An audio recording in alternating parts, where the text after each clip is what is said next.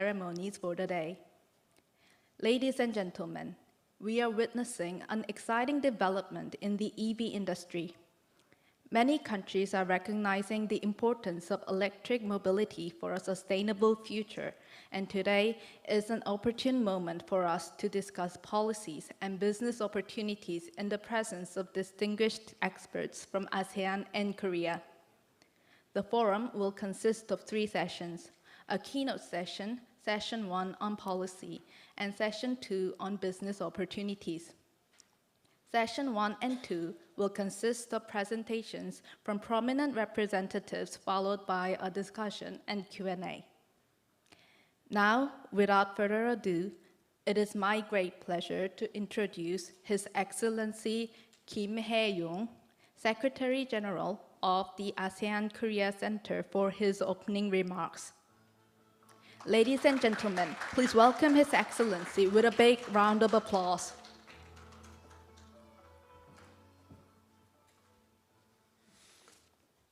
안녕하십니까. Good afternoon and good morning to ASEAN friends. Her Excellency Maria Teresa de Vega, Ambassador of Republic of Philippines to Korea, is also she's joining us on behalf of ASEAN community in Seoul. I really thank you for your presence today. And Mr. Lee Sung-hoon, Advisor to the Global Electric Vehicle Association Network, and also Mr. Edmund Arga, President of ASEAN Electric Vehicle Association, and other distinguished speakers and business leaders and online viewers. I extend my warmest welcome to all of you attending the 6th ASEAN-Korea Electric Vehicle Forum here on this beautiful island of Jeju. I would also like to express my gratitude to Global Electric Vehicle Association Network and the International Electric Vehicle Expo Committee for their contributions in organizing this important forum. Distinguished guests, the damaging effects of climate change are no secret. Our global society is aligning its agenda toward reducing greenhouse gas emission, and at the forefront of this initiative, electric vehicles lie. According to International Energy Agency, the transportation sector accounts for 16% of global gas emissions. Therefore, the increased production and adoption of electric vehicles is a key means to reducing emissions in the transportation sector. Fortunately, the world is on a good trajectory. In 2022, electric vehicles made up of 14% of world's passenger vehicle sales in comparison to 9% in 2021. Goldman Sachs reported early this year, electric vehicles will account for nearly half of new car sales by 2035. Major economies such as United States and European Union setting their ambitious targets, whereby US aims to have at least 54% of new vehicles sold to be electric by 2030, and the latter, EU, at least 30 million zero emission cars on European roads by 2030. In line with this global initiative, Korea was also accelerating its efforts toward greener mobility. The government has vowed to have 1.13 million electric vehicles on the road and 45,000 charging stations by 2025. Major domestic automakers like Hyundai Motor Group are spearheading e-mobility in the private sector. In 2022, it was ranked as 4th largest electric vehicle producer with a global market share of 10%.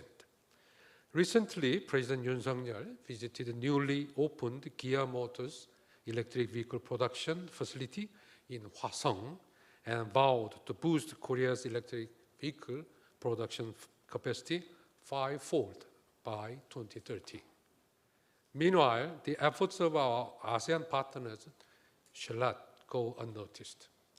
Indonesia aims to develop ASEAN electric vehicle ecosystem during its chairmanship and announced its national electric vehicle aspiration, covering production increase in raw materials, batteries, and vehicles.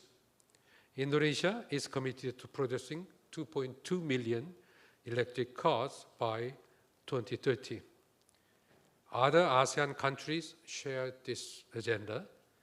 Malaysia will have electric vehicles account for 15% of total sales by 2030. Today, we have many Philippines colleagues here. The Philippines hopes to have all new car sales to be electric by 2040, while Thailand will have electric cars fully dominate the road by 2035. Ladies and gentlemen, electric vehicle sector is ripe with opportunities. The global trend is calling for new investments in all areas, from battery technology, manufacturing, and expansion of charging infrastructure. In fact, the new Hyundai electric vehicle plant in Indonesia that just started operation last year have already rolled out more than 80,000 units. Hence, it is imperative we build on this momentum. Since its establishment in 2009, our center, the ASEAN-Korea Center, has continuously sought to strengthen the economic and social-cultural cooperation between ASEAN and Korea. In this vein, we are striving to promote trade in innovative sectors such as electric vehicle industry. The road toward electric mobility still presents its challenges. Restricted trade policies, entry barriers to battery technology, and lack of electric vehicle charging infrastructure, to name a few.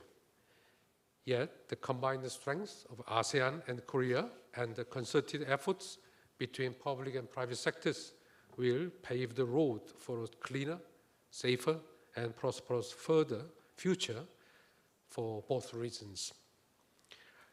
Finally, I thank you once again for attending our forum. I hope today's discourse on the policies, business opportunities will accelerate ASEAN and Korea's collaboration toward e-mobility. I look forward to an afternoon of valuable insights and enlightenment. I thank you very much. 감사합니다. Thank you, Secretary General.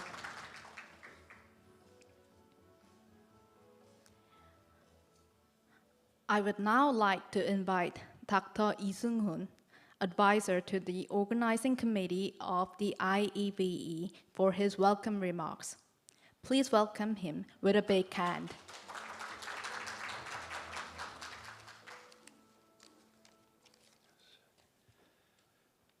As Mr. Kim enumerated all the names of distinguished guests and very meaningful points of electricity vehicle industries, I am planning to deliver just simple welcoming address.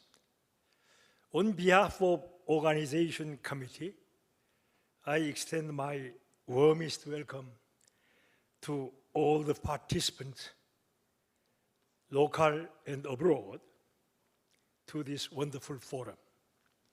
In particular, I cannot afford to miss to congratulate Chairman Edmund Araga for the keynote speaker of today's session on his receiving honorable award yesterday afternoon.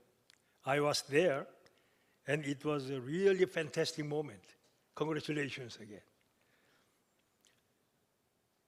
Third world today is still struggling to catch up the advanced industrial powers. And the task is by no means easy, as the gap is too wide.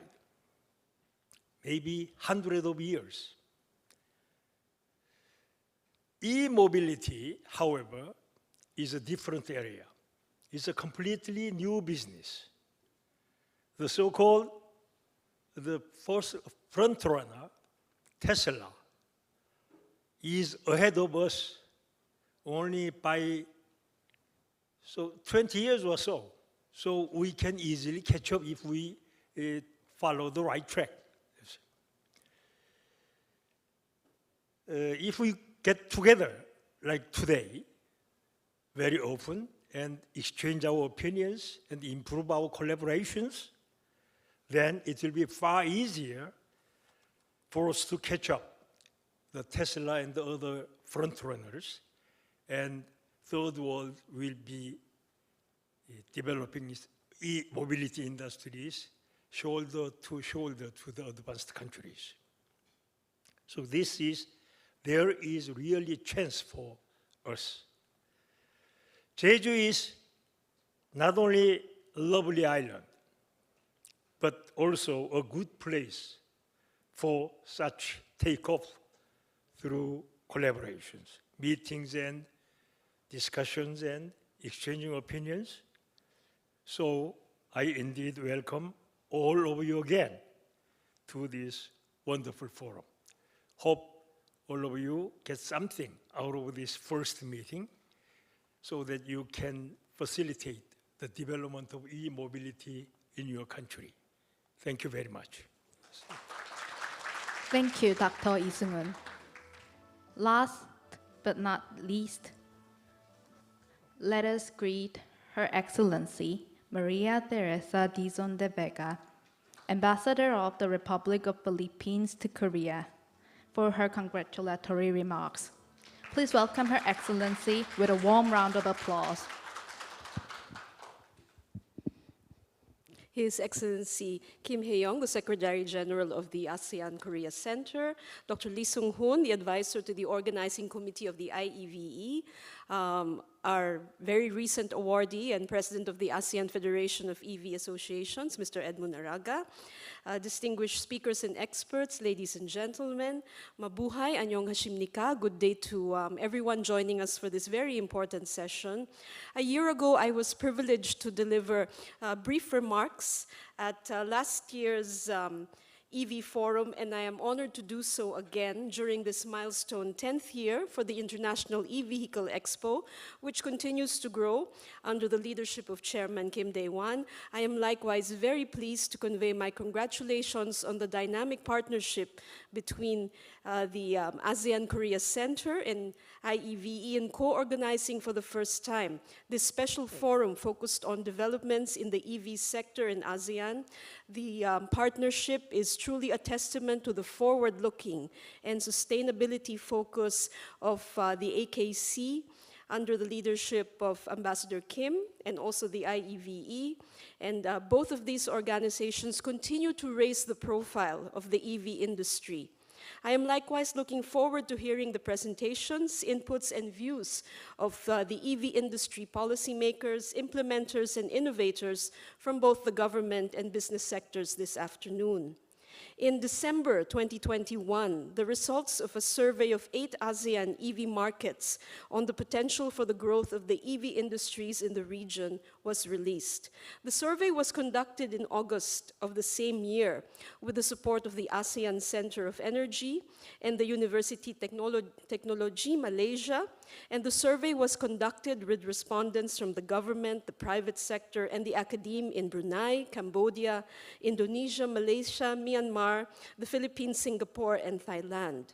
Some interesting points were revealed in the survey responses, such as on the positive side, it was clear across the board that the ASEAN region is receptive to transitioning towards e-vehicles. However, the exercise likewise showed that a great amount of work needs to be undertaken to address awareness and consumer attitudes towards EVs, the need for more education and incentives to push the EV uptake even further, the implementing strategies and policies to manage EV transition, and the deployment of the necessary infrastructure to truly make the EV industry viable and sustainable.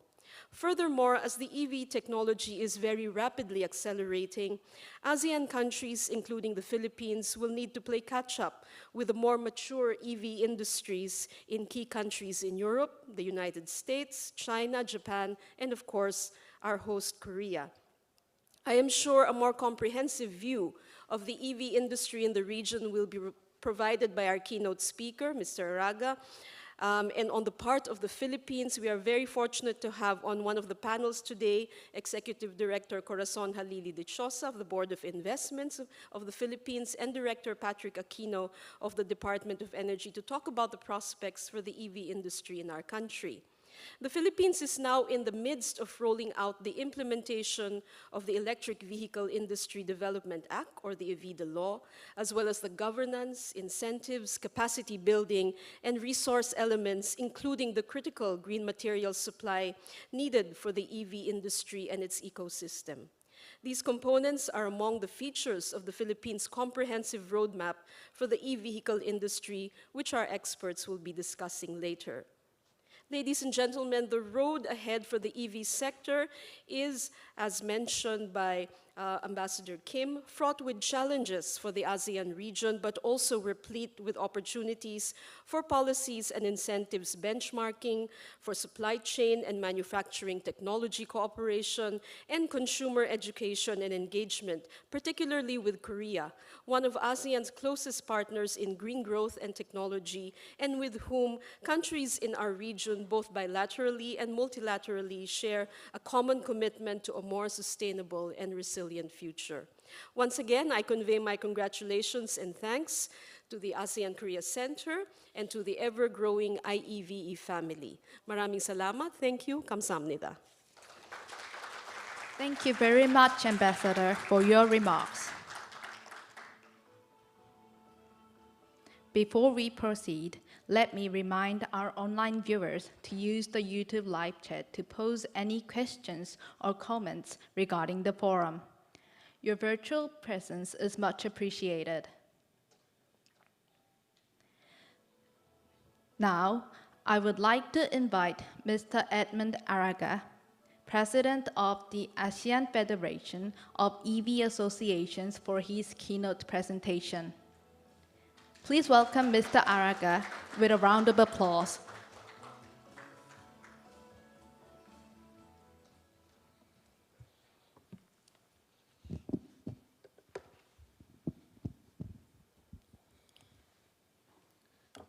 Good afternoon. Indulgence for my voice because I lost it somewhere else. Yesterday was a really very exciting and surprising award that we had as an association. Again, good afternoon, everybody. On behalf of ASEAN Federation of Electric Vehicle Association, it is my honor and pleasure to be the keynote speaker for this event. His Excellency Lee Min-hong, Ambassador Lee Min-hong, Her Excellency Ambassador Teresa de Vega. Good afternoon. We are very happy that we present before you as to our setup in ASEAN. We would like to start up on introducing our association. As Asian Federation of Electric Vehicle Associations is considered ASEAN, but we cannot make use of ASEAN word for the meantime, temporarily, because we have to make an approval from the organizing committee of ASEAN organization. So temporarily, we would make use of Asian Federation of Electric Vehicle Associations. And this comprises of Philippines, Malaysia, Singapore, Thailand, and recently Periklindo from Indonesia. It started way back 2017 through the efforts and partnership and collaboration with our very own Madam Cory Dichosa from Board of Investments under DTI, Department of Trade and Industry, wherein they spearheaded and set up this event way back 2017 during the host meeting of Philippines 2017, September. Our mission is to promote electric vehicle adaptation and catalyze the development and harmonization of standards within the region. We envision to be an integral part in making the industry viable in the region through the sharing, promotion, and facilitation of best practices, research and development, and continuous improvements in industry networking. With this, there is a big factor that Gayan was able to help us out. As you could see there on the screen, Chairman Kim is there joining us, witnessing the 2017 ASEAN, the first ASEAN Electric and Hybrid Vehicle Summit. In that, what are our key elements? Cooperation on the promotion of harmonized electric vehicle standards and technologies, networking within the region, within member associations, promoting joint ventures, collaboration of business entities, sharing of best practices, and other relevant information regarding the industry. We also would like to highlight our future. The future is on the students. We have been able to come up with the academic chapters from different member countries to work together with the private sector and the government. So in this, we were able to establish last year our first ASEAN Federation Electric Vehicle Summit Policy Dialogue, which took place in the Philippines last October 20 and 21 at the SMX Convention Center, wherein it is being participated by our members together with ASEAN Center for Energy, represented from one of the executives of ASEAN ACE. Together, we were able to establish camaraderie and bilateral talks and discussing the standards and its policies.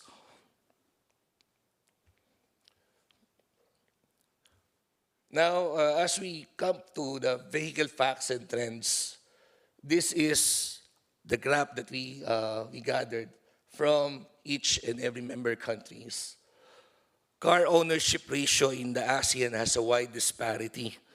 Personal cars are the most affected during the pandemic season, and commercial vehicles and motorcycle sales are expected to rebound faster due to the increase in e-commerce. Motorcycles are expected to grow faster due to the need for personal mobility beyond the pandemic due to virus phobia. In terms of statistics, these are the comparison data from Thailand, Philippines, Singapore, and Malaysia, wherein we gathered as of 2021 data from Thailand, from Philippines, and from Singapore as of 2019, and Malaysia.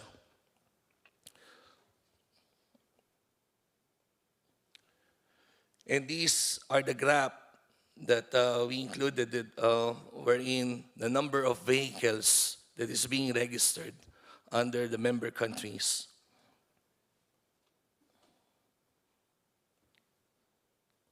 In terms of adoption targets, we were able to highlight the targets being provided for by each member countries from Thailand, Philippines, and Singapore.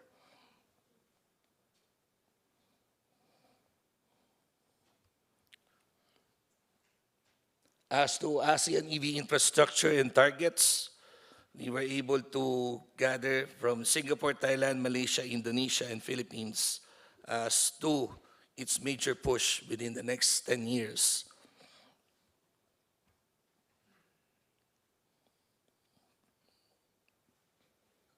In terms of consumer views, as being mentioned by Ambassador Teresa de Vega, the reception of the consumers from each member countries are widely accepted, and that in this kind of way that we are having, we really see the potential of the EV industry in the region.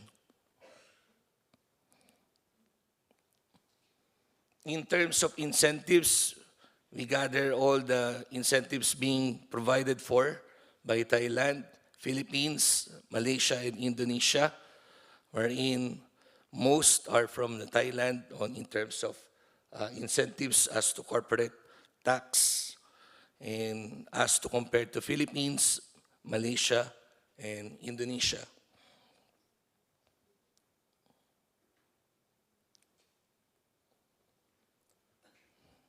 I think the screen is too big for you to read. So I don't want to read it over again because it would be dull. You might sleep while I was presenting.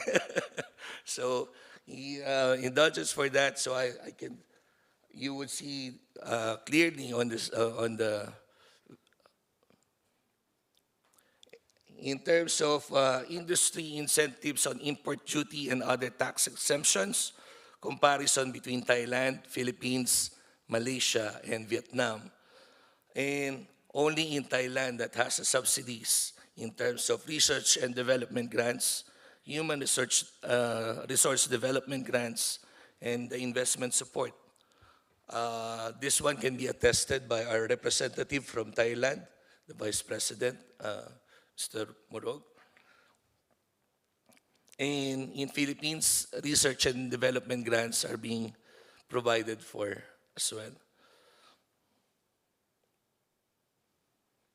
In terms of purchase incentives, purchase subsidies were provided for in Thailand, Malaysia, Indonesia, and Singapore.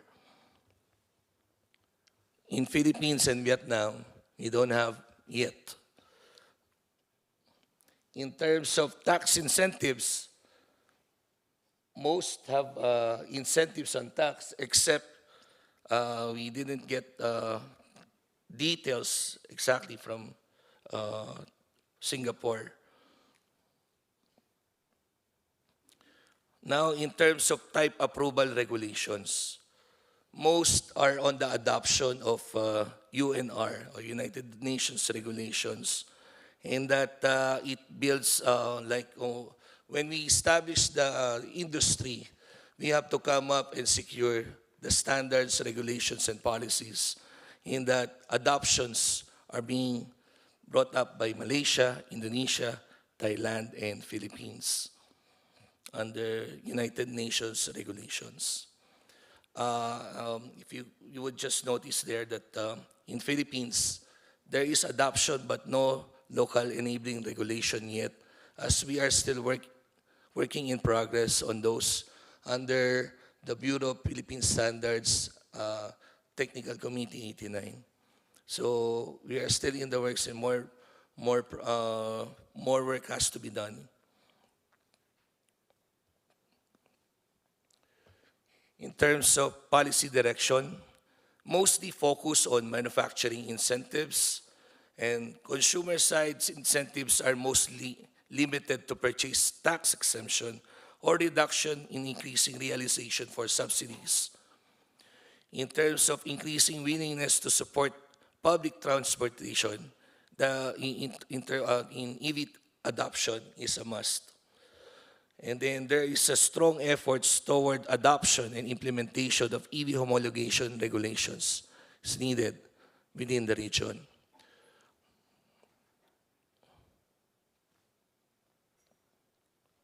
Through that ends my presentation. And I hope I was able to deliver whatever expectations you might be on our 5 member countries. Next year, expects additional members from Laos and Vietnam officially, hoping that we could complete the 10 member countries of ASEAN region, and hoping that we could be accredited by ASEAN organization officially by next year. Again, on behalf of ASEAN Federation of Electric Vehicle Association, and as the President of Electric Vehicle Association of the Philippines, we would like to thank Global Electric Vehicle Association Network for bringing us together in this wonderful event, bringing us closer, collaboration, working together in camaraderie, and most especially, we are all united as one. Thank you very much. Thank you, Mr. Araga, for the insightful presentation. Ladies and gentlemen, before we move on to the break, I kindly ask you to fill out the survey placed before you. Our online viewers may also find the survey in the YouTube description box. We will have a short break. See you again at 2:45. Also, drinks are prepared for the break, so please feel free to help yourself from the table on your left.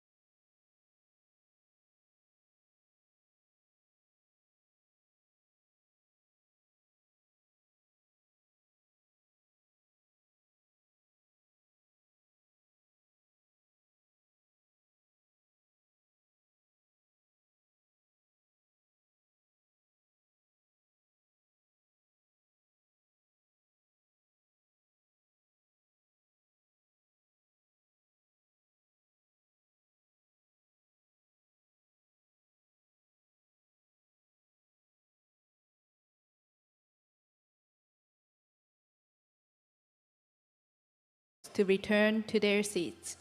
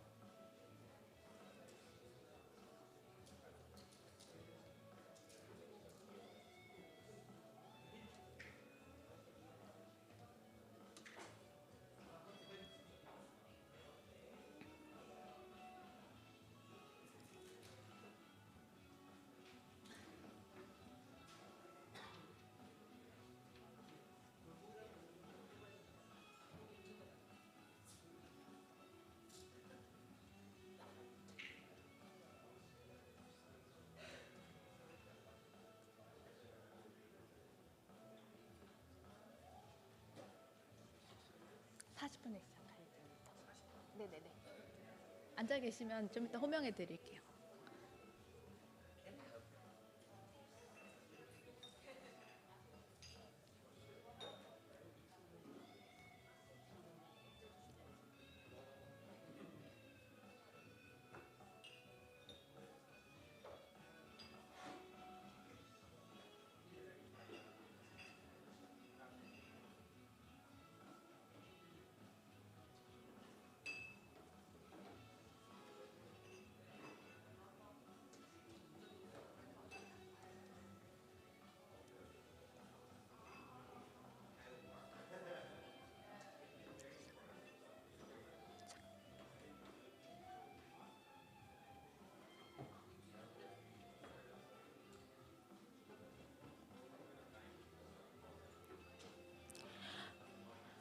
Welcome back.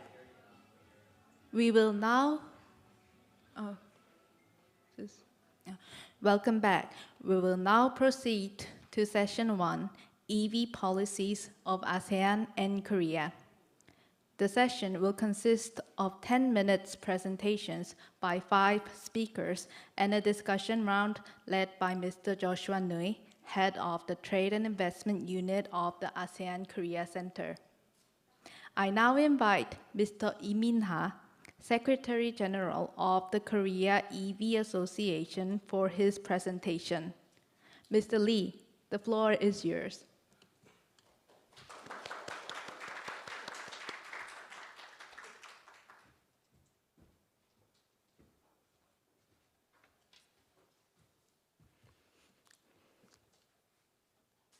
안녕하십니까.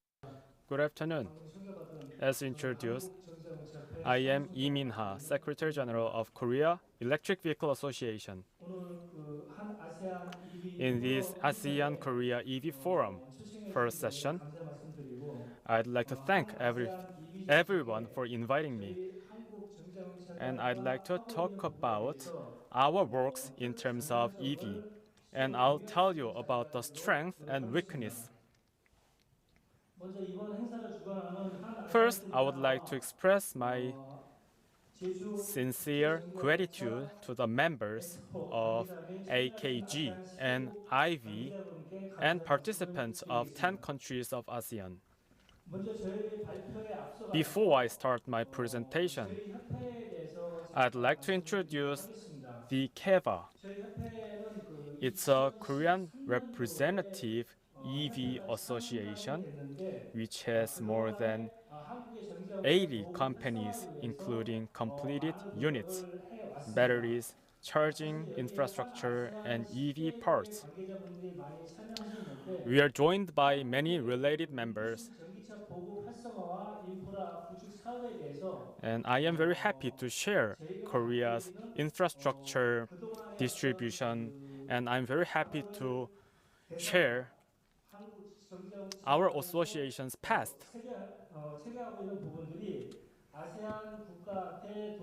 And our past experience will be very helpful to ASEAN countries.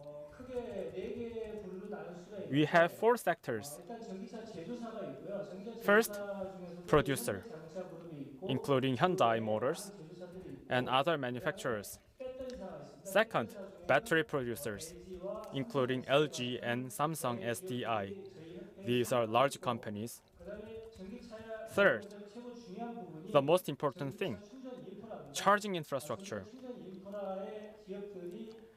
In this section, many companies are members of our association, and some of them already entered into ASEAN countries. Due to COVID-19, people were afraid of seeing people in person, but in 3 years, this forum is held. So I appreciate everyone for coming.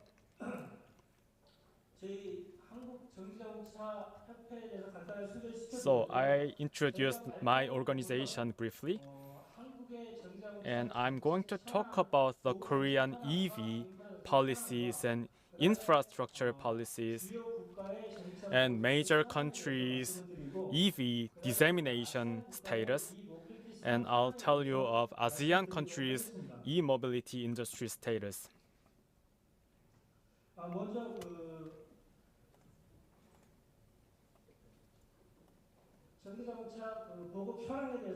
It's EV dissemination status. In terms of Korea, it has introduced a lot of roadmaps. From 2010 to 2022, there has been a lot of policies. But against the policy, the dissemination could not catch up with that. We had some mistakes, but there are many separated policies. This made it difficult for dissemination. And there were battery performance issues and charging infrastructures, establishment issues. This made it difficult for dissemination. However,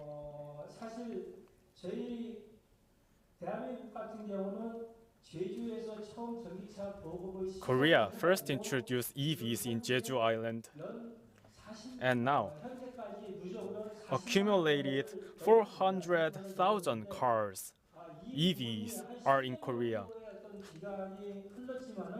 It's been 10 years.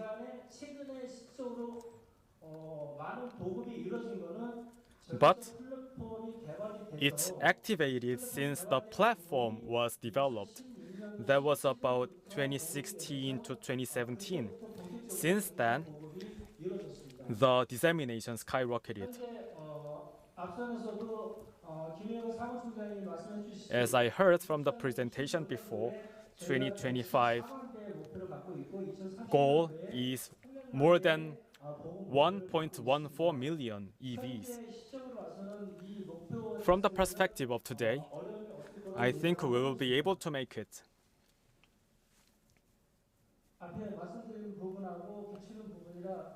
So Korea is aiming to increase the number of hydrogen cars, and the status is as you can see.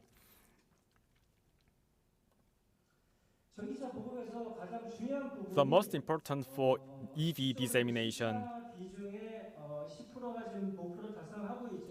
is, as you can see, we have 10% of EVs, but the most important thing is 4 sectors. First, purchase promotion. Second, ease of execution. Third, cost-effective administration fee. And fourth, consistency with other policies. 실질적으로 그 정책 보급하는 데 있어서 가장 중요한 부분은 시중의 But 내연 기관의 어떤 on top of that, 대한 정책이 시중으로 많은 ban on ICE cars are important. 다음에 이제 그 충전 인프라의 설치 지원 And also, charging infrastructure support is needed. 부작용에 있어서 다소 낮은 수준으로 And it has small side effects, as you can see on the chart. 다음은 이제 전기차 보급 정책 현황의 Next, 정부의 EV policies. 정책 추진 시 고려 사항으로는 There are some considerations which cuts into four sectors. 기술성, 경제성 First, 네 가지 항목으로 구분할 수가 있는데요. eco-friendliness and technical feasibility and energy security and economic viability. 항목들에 대한 어떤 비교 분석뿐만 아니라 연관성에 대한 어떤 종합적인 어떤 판단이 And when it comes to roadmap and policies development, each of them must be analyzed and comprehensively studied. Let's move to EV dissemination policies in major countries. 나라가 회장께서 As I heard before the presentation, 대해서 말씀을 해주셨는데 여기 같은 경우는 이제 선진 주요 국가의 these are subsidy status of advanced countries. 현황입니다. 아무래도 그 초기에 그 전기차 보급을 하기 위해서는 For dissemination, in the early stage, subsidies are must. 하기에는 되게 어려운 Otherwise, we cannot 그동안의 popularize EVs. 어떤 사례를 보게 되면은 You can see the examples of major countries. 실제로 많은 부분 They promoted subsidies to disseminate EVs in their countries. 확장성을 촉진을 했고요. 그동안에 이제 영국이나 독일 같은 경우도 For example, the UK and Germany 2021년도에 in 2021 stopped subsidies. 전기차가 And then 부진해진 it turned out to be 그래서 영국과 독일 같은 the decrease of dissemination of EVs. So they restarted providing subsidies. 주고 있는 상황입니다. So they are now providing subsidies. 다음은 그 구매 보조금에 대한 부분에 대해서 말씀드리겠습니다. So it's about subsidy on this chart.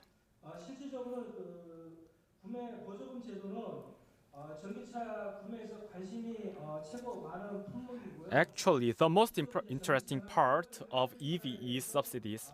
구매 보조금을 많이 지급을 하고 있는데 And Korea is providing hybrid vehicle subsidies. 차에서도 보조금을 지급했지만 In the beginning, it provided subsidies to hybrid vehicles. However, it stopped this, so now only EVs can get subsidies. 나타나듯이 녹색은 판매 비중을 표시하고 있고요. The green says sales, and the purple says supply. Yellow is the roadmap to dissemination of EV, including the ban of internal combustive engine cars.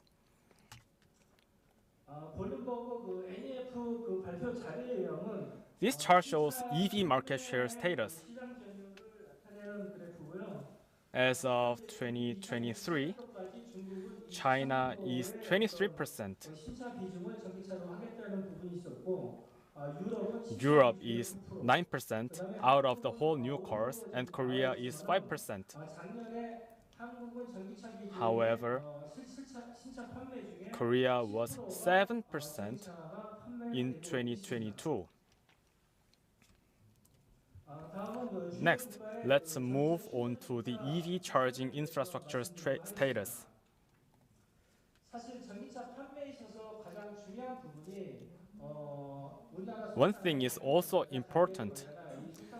There's a saying in Korean, which is first?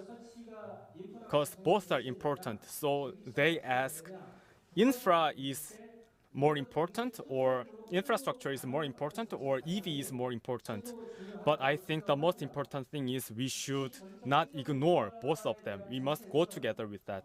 정부가 초기에 주도하에 이루어져야 Actually, the government has to lead the dissemination of EVs first, as well as infrastructure, because it's very difficult to attract investment without the support of the government.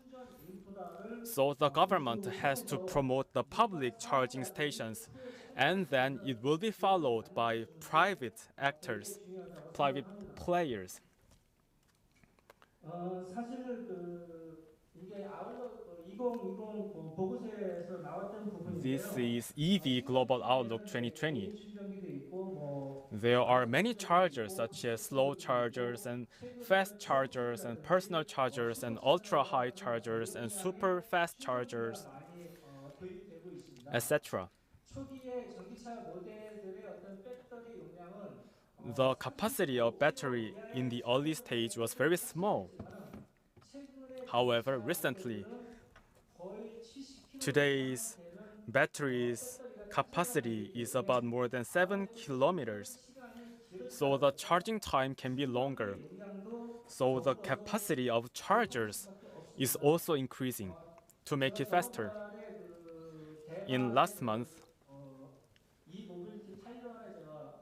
I visited Taiwanese e-mobility, and there was 460 kilowatt batteries were being used. So in rest area of highways, we can also see 350 kilometers watt charging stations. It's still in dissemination. According to the report,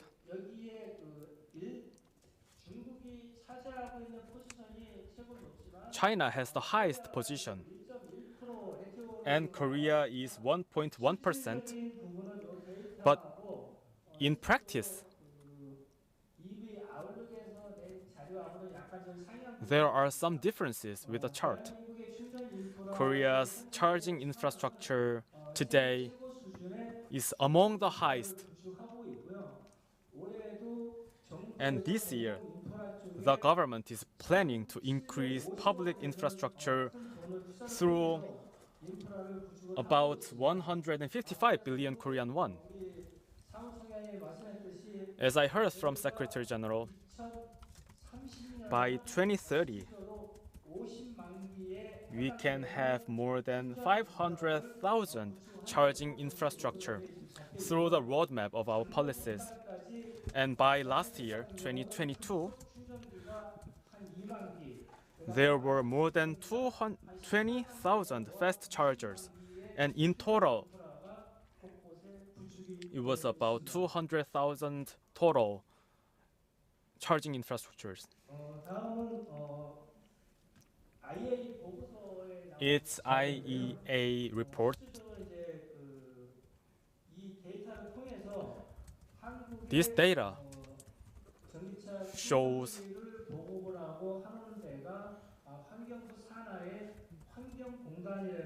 that Korea has about 7,200 fast chargers and 14,800 slow chargers.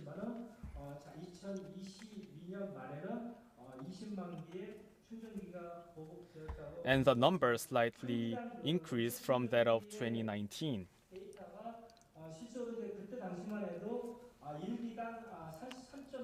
And the ratio of fast chargers are 33.6 per unit.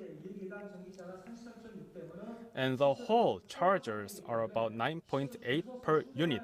That means we are short of charging infrastructures. However, when you are put together with fast chargers and slow chargers, that means the whole charger status is 9.8 per unit, so which is a little bit smaller. And this chart is about the EV charging infrastructure development plan.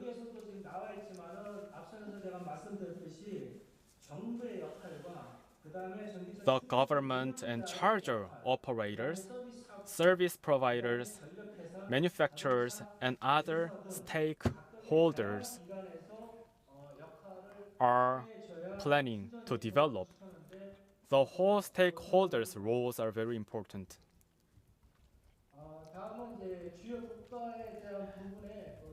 And major countries' infrastructure policies, but because of the time constraint, I will skip this. 지금 미국하고 중국하고 The 일본에 대한 US, 현재 China, and Japan's infrastructure's policy status. 그다음에 이거는 일본의 And this is Japan's status. 현황에 대해서 말씀드렸습니다.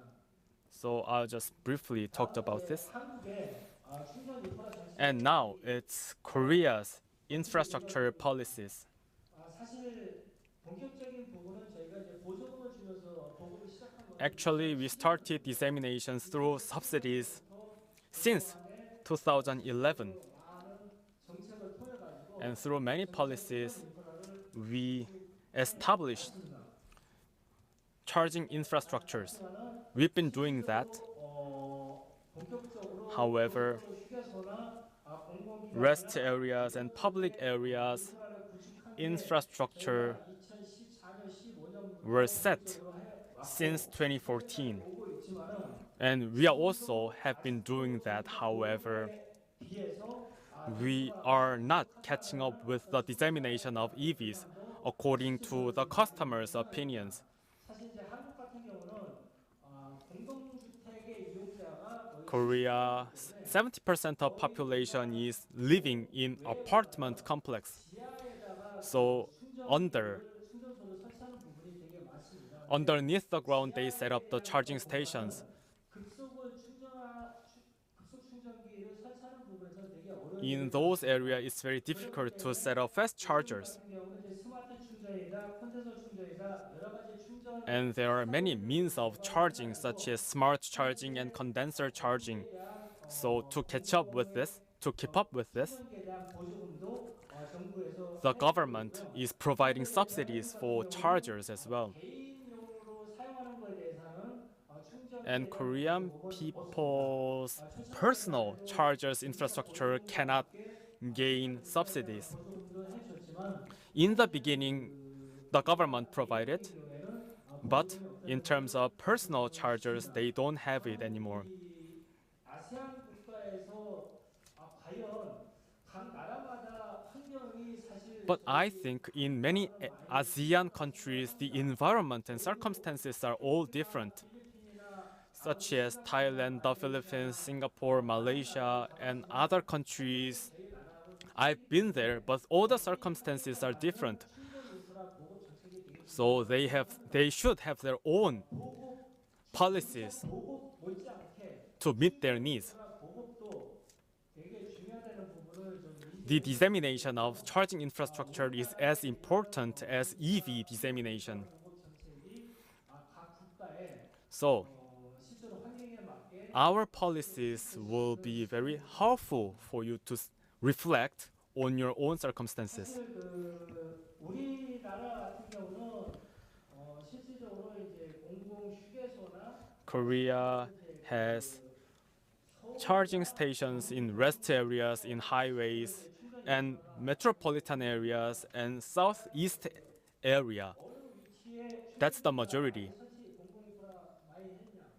또 이제 퍼블릭 And actually, 경우는 이제 공공 the most amount is parking areas and parking stations and rest area on highways. 충전 인프라가 많이 설치돼 있는 거를 That's the most area where charging stations are established. 저희가 그 2016년도에 In 2016, 충전 양을 갖다가 we analyzed the charging amount per unit. In 2016, the capacity was low. So it was about 10.52 kilometers. However, over 2019, it's increased to 16.93. The reason why is that as the battery capacity increases, so the charging capacity also increased. 다음은 이제 우리나라의 그각 Next. 시도별 Korea's 17 cities status 제주가 수도로 and Jeju Island 올라와 있죠. is the greatest. 저희가 That's far on the left. Far on the left. 처음에 전기차 보급 In terms of Korea, 시작을 할 때 when we started dissemination of EV, 보급 물량의 50%를 차지했어요. Jeju took the half percent of the whole. 하나의 제주도가 So just one island became a test bed for EVs. And many people came to Jeju Island and tried and tested EVs. And mainland people had to come to Jeju Island to try EVs in the past. However, the boom of Jeju Island's EV expanded to mainland. So now the mainland has more infrastructures in metropolitan area of mainland.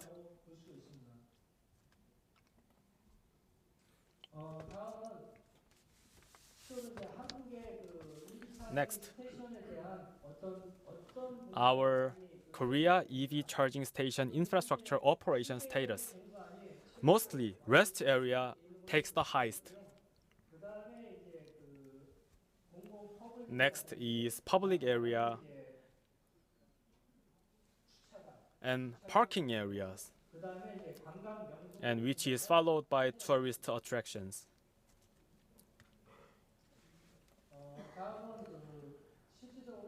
Let's move to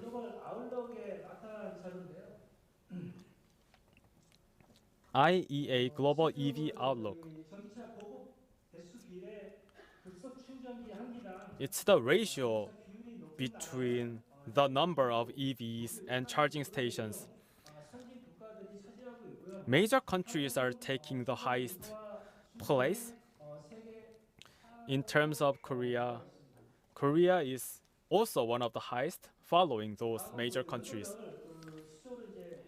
And it's the situation per year. It's the comparison between ICE stations and electric vehicle charging station. But because of time constraint, I'll skip this chart explanation. And this is about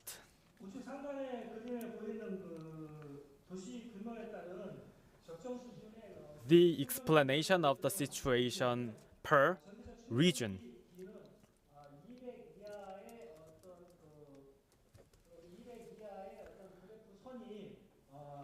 Please pay attention to under 200. Can you see the red box?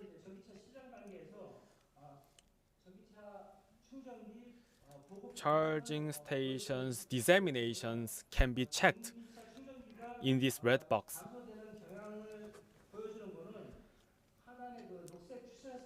And on the left, and you can see the fact that when you have more dependency on the infrastructure, you need to establish more charging stations.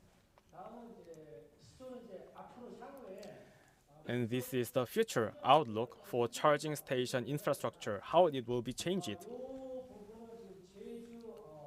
This picture shows Jeju, more about parking station.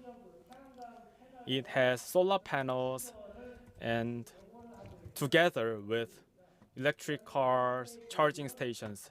And this photo shows 300 kilometers watts fast charging station situation. It has hydrogen charging stations and other petroleum stations. So the ecosystem is becoming a mega station. To the time constraint, please quickly finish your presentation. 일단 Because of time constraint, I'll just tell you that in the future, all the infrastructure will be put together, not just about fuel charging station. And I also have prepared micro EV mobility as well, but unfortunately, I hope I will be able to tell you about this detail in Q&A sessions. And our association signed MOU with Thailand Association to share ideas. But in the future, I hope our associations will be able to expand our cooperation with other countries' associations. Thank you very much. Thank you, Mr. Lee, for your presentation. Next, let me call upon Mr. Bok Deok-kyu, ASEAN Specialist from the KOTRA.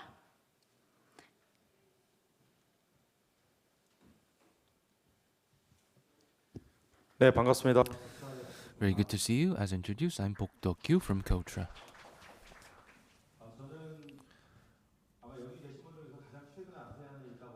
So, I am from ASEAN. I just arrived to Korea from ASEAN, more than anyone here.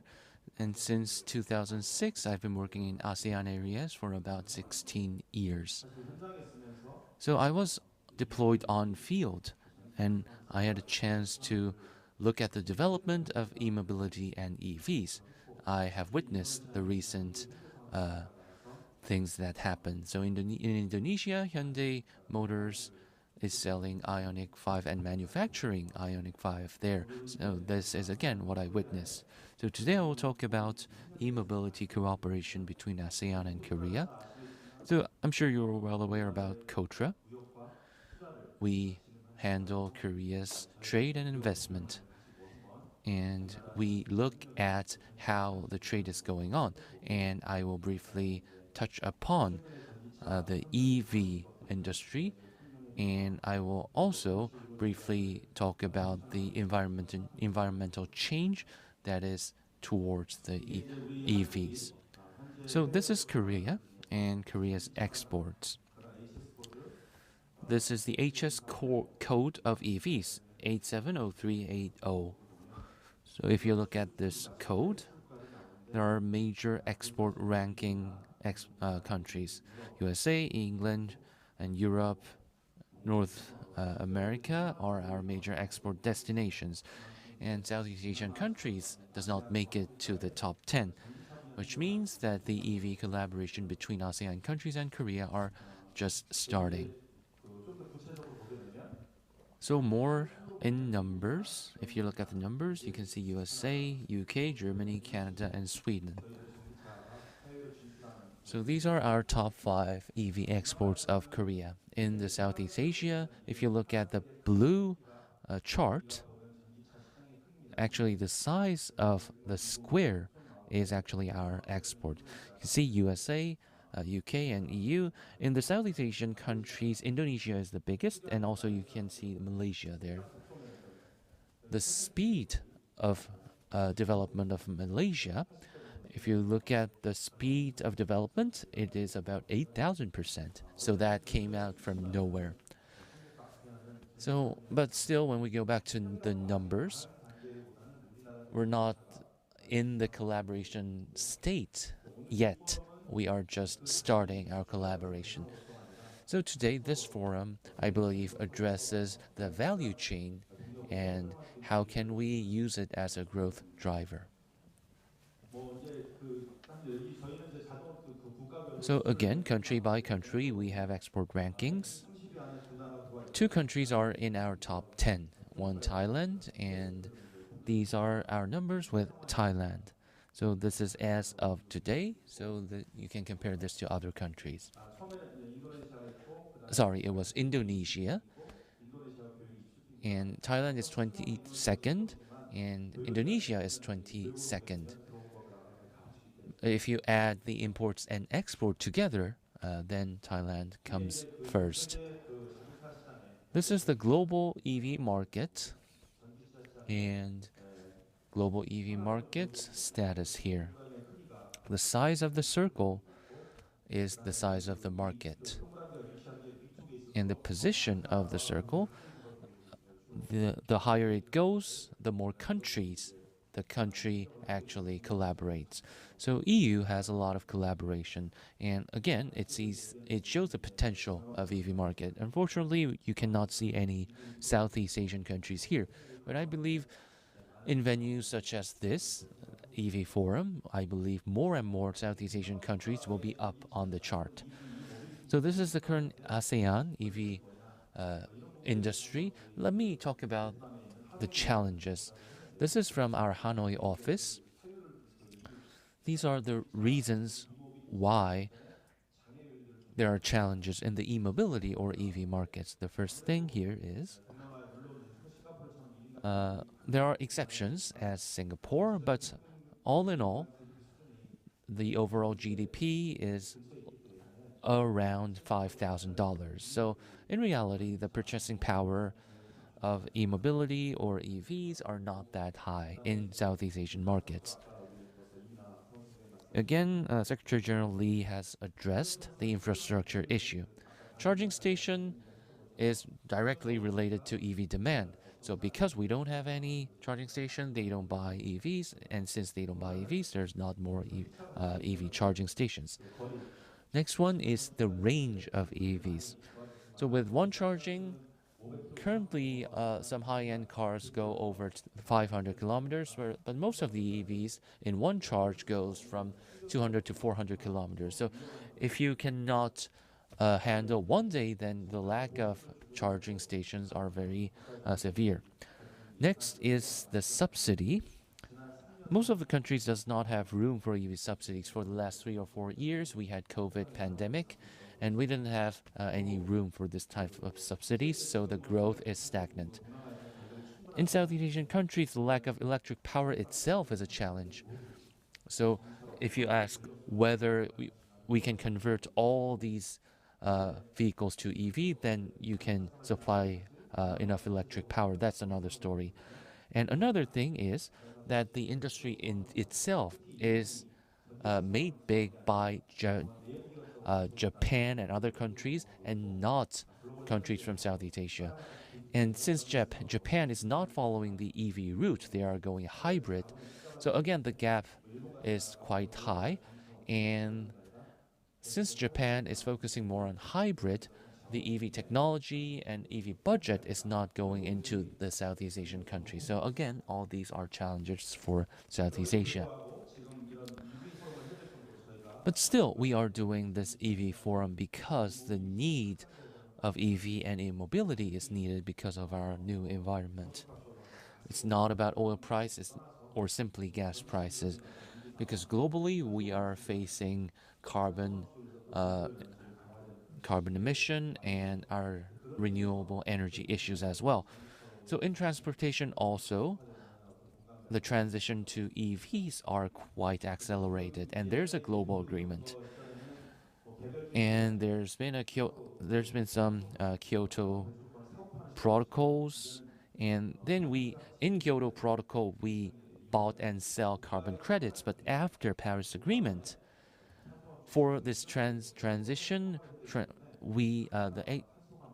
each countries have to agree on this carbon credit transfer. So now the situation is more severe. So for example, South Korea, Thailand, or other countries, they need to adopt EVs and reduce their carbon emission. So again, this is what I mentioned, the decrease of carbon emission. EVs might serve as a pushing power for reducing carbon emission.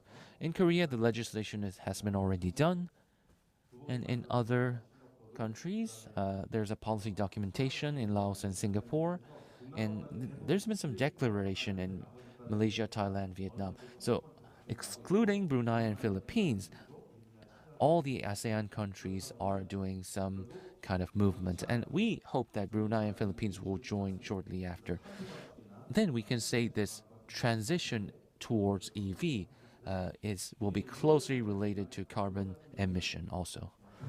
If we look at what has happened in EU, the carbon neutrality initiatives are a big thing, and transport is the biggest in carbon reduction, and the core of that is e-mobility. Of course, in this exposition, you can see electric ships or other machineries as well. But currently, for example, in Indonesia, the sales of motorcycle is 6 million per year. So in all ASEAN countries, the number of motorcycles are a lot. And if we can transition all these two-wheelers to EVs, then we can reduce a lot of carbon emission.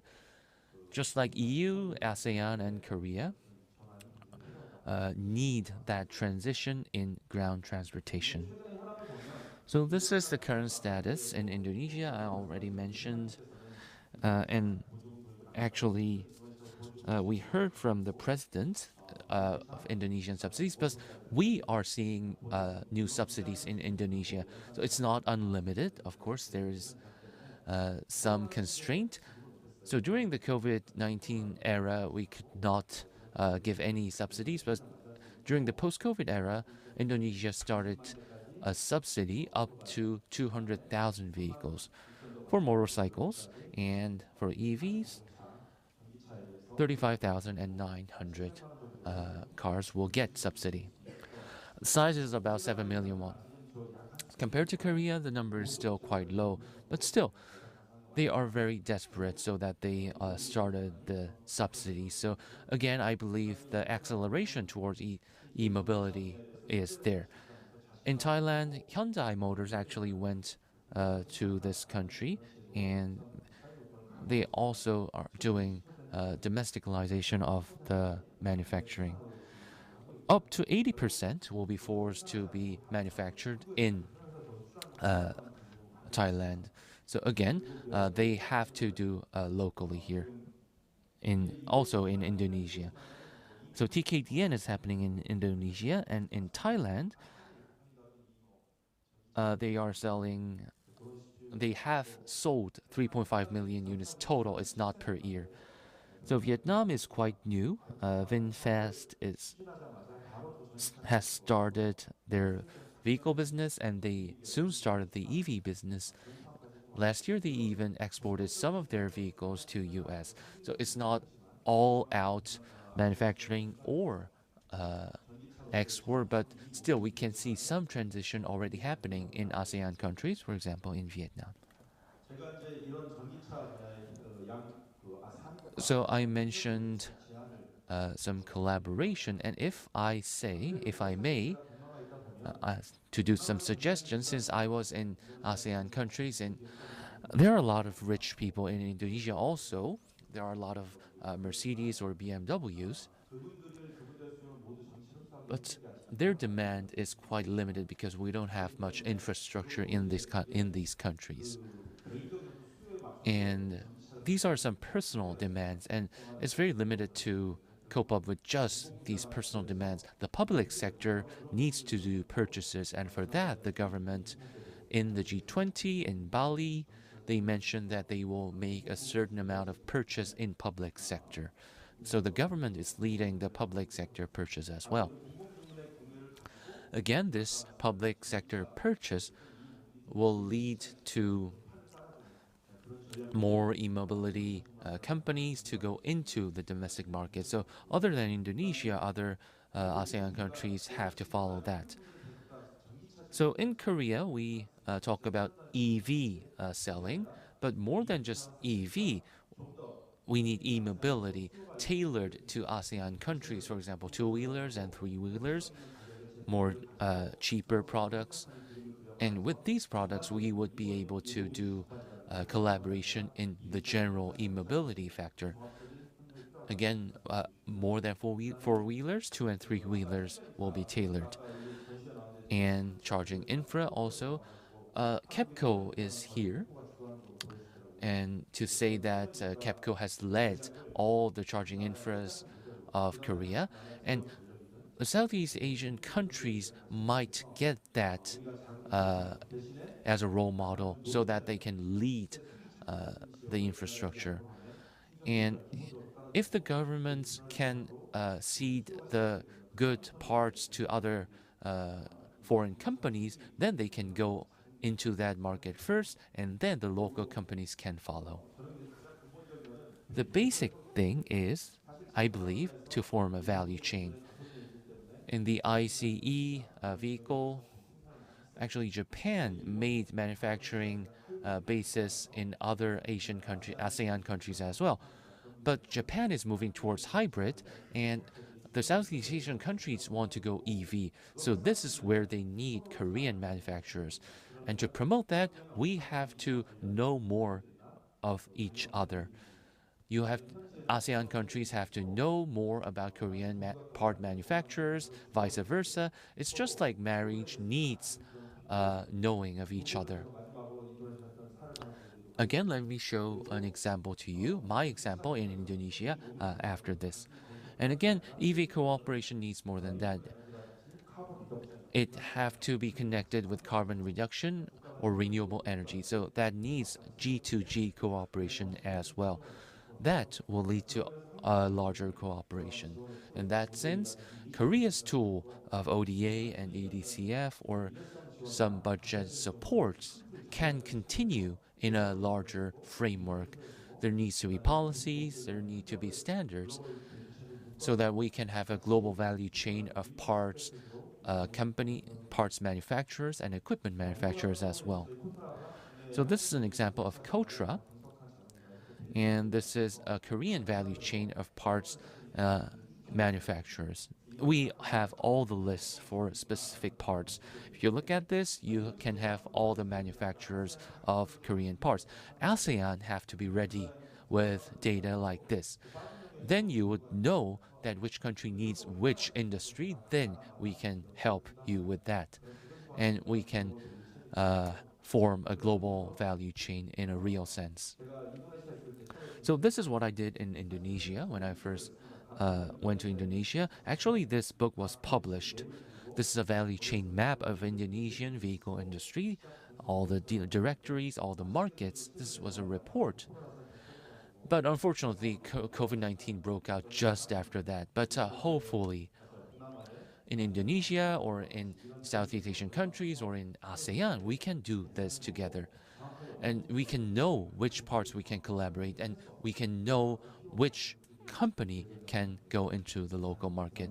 Thank you for listening. Thank you very much. Thank you, Mr. Bok, for your presentation. We kindly ask to keep your presentation time up to 10 minutes due to the time constraint. Thank you for your consideration. And next, let me invite Director Patrick Aquino from the Philippine Department of Energy.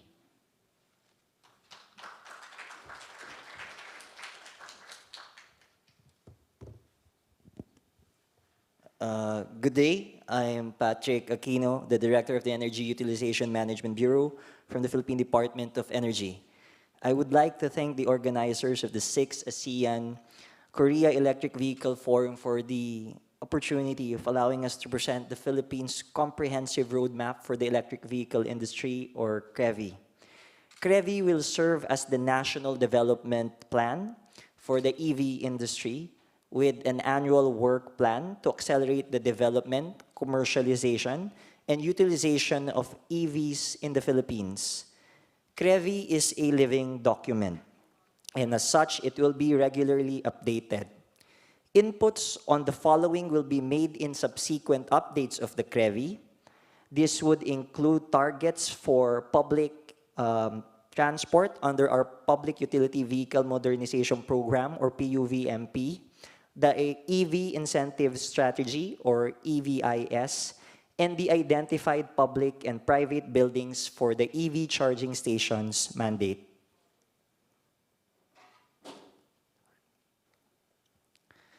In 2021, based on recorded data from our transportation department, the number of registered EVs was recorded at just around 9,000 units, or of the nearly 13 million registered road transport motor vehicles in the Philippines. Starting from 2014 to 2022, we can see the development in the adoption of EVs in the country. Currently, there are 8 models of electric tricycles available in the local market, with 6 locally made and 2 are imported.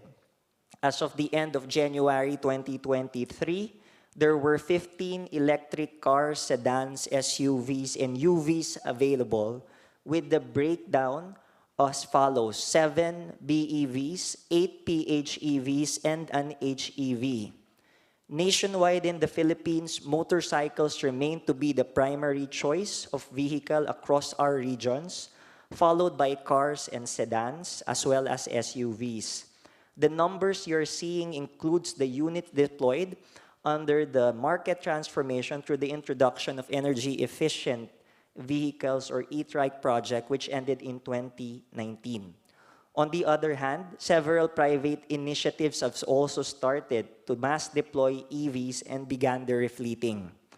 As for sales performance, the number of EVs sold surged to more than threefold in 2022, with 3,091 units sold, in contrast to 843 in 2021, 378 units in 2020, and 214 units in 2019.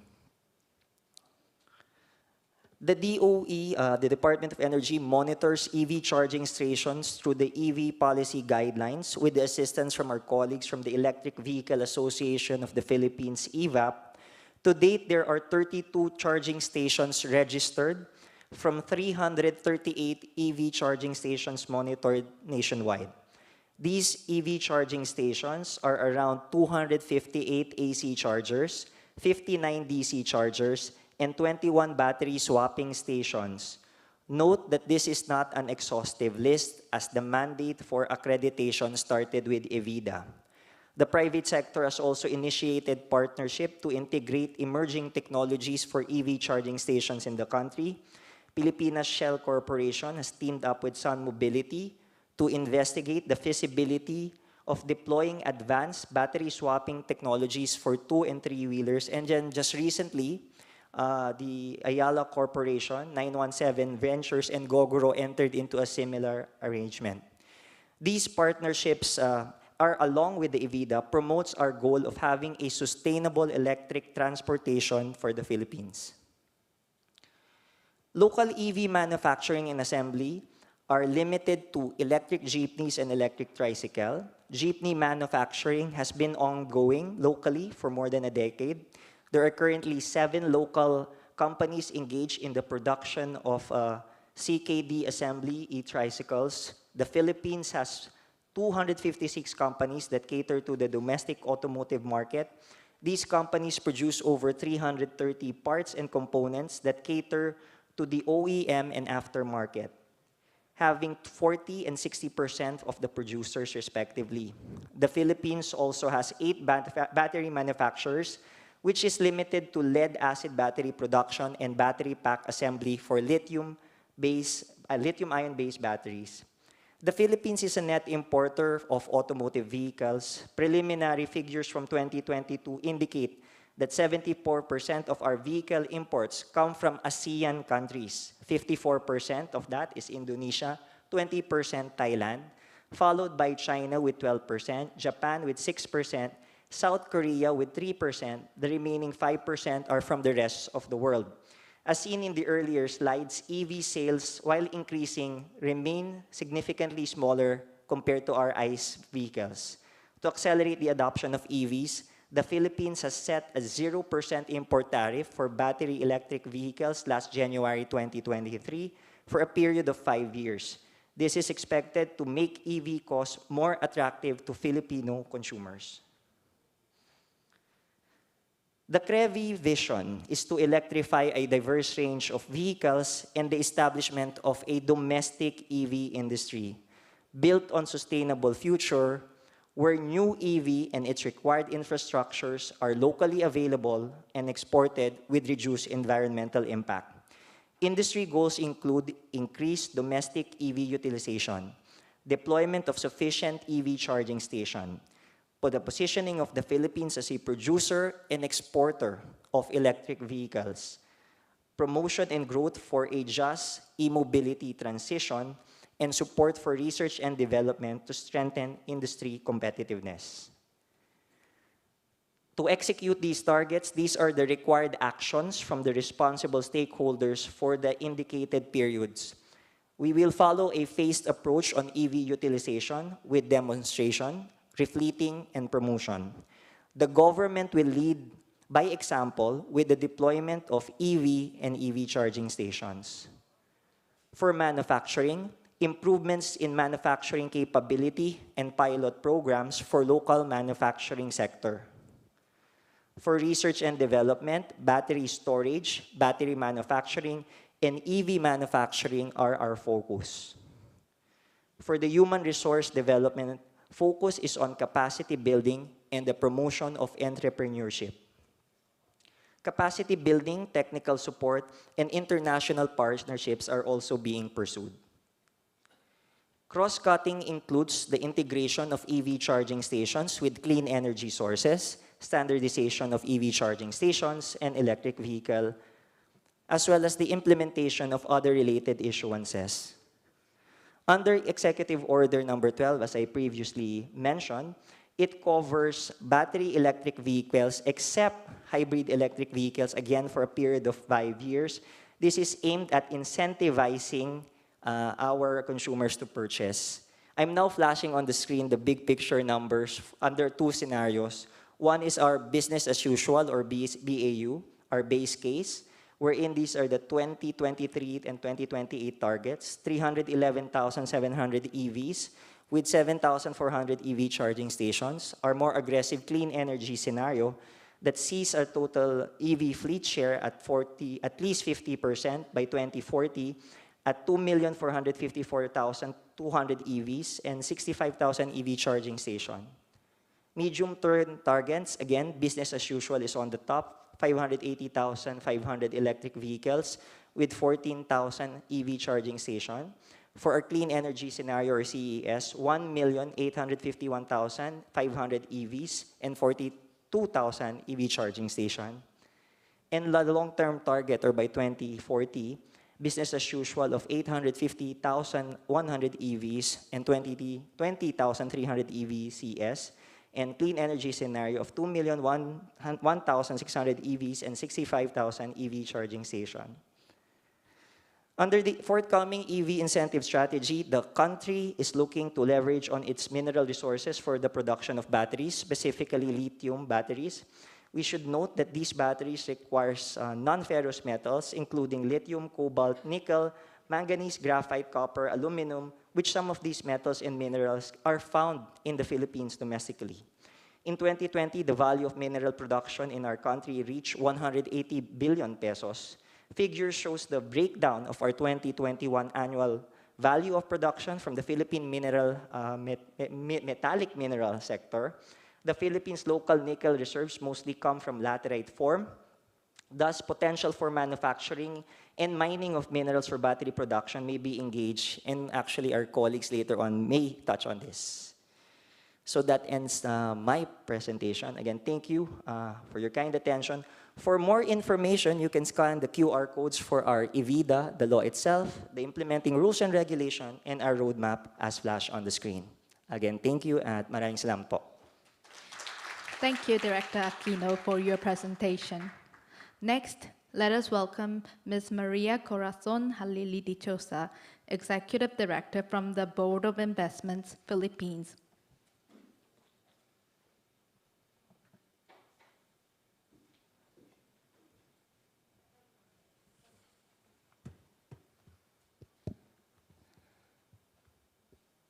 Thank you.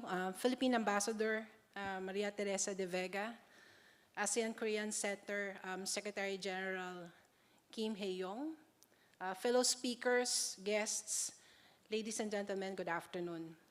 The Philippines is considered as one of the most vulnerable countries in the world due to its archipelagic makeup and location.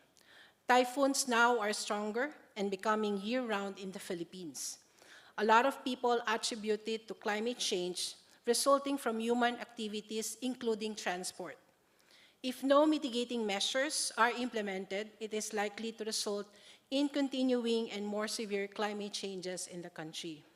So we in the BOI and DTI see electric vehicles as a key technology in the automotive industry to contribute to sustainable development with lower greenhouse gas emissions, less air pollution for citizens, and new job opportunities with positive social impact.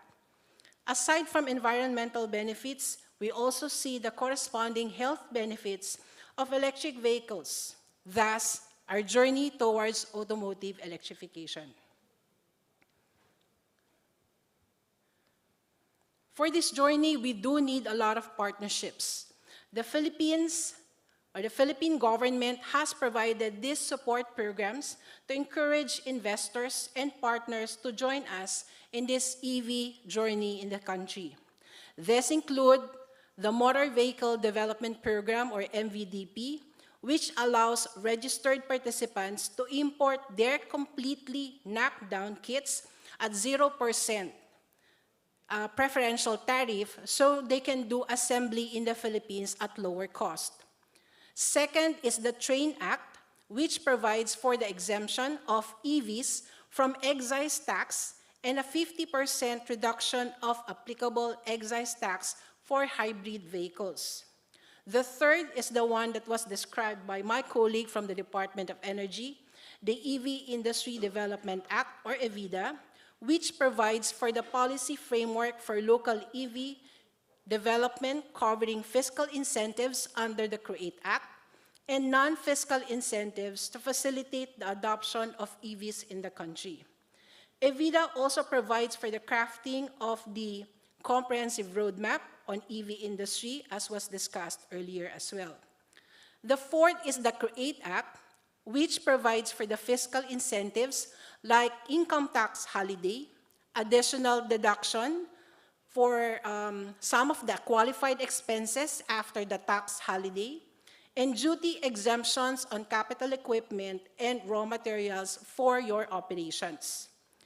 And then the fifth one is the recently issued Executive Order number 12, which reduced the MFN duties to 0% for EVs completely built units for a period of 5 years. And then equally important, as we have these policy reforms, is the continuous build-up of an industrial ecosystem that will support the industry growth in the country. Very important is making sure that there are skilled people who can provide labor to the manufacturing and services enterprise in the Philippines. Our total population right now is around 113 million people, which is good for a market as well as skilled labor. This is forecasted to be around 125 million by 2030, and you will note that around 63% of the total population of the Philippines is working age. And based on the latest data, the Philippines has the youngest population with a median age of almost 26 years old. We graduate around 750,000 students, and of this, 86,000 are in the engineering and technology courses. The Filipinos are highly trainable with around 6 months learning curve and can easily adapt to work with any nationality or work environment.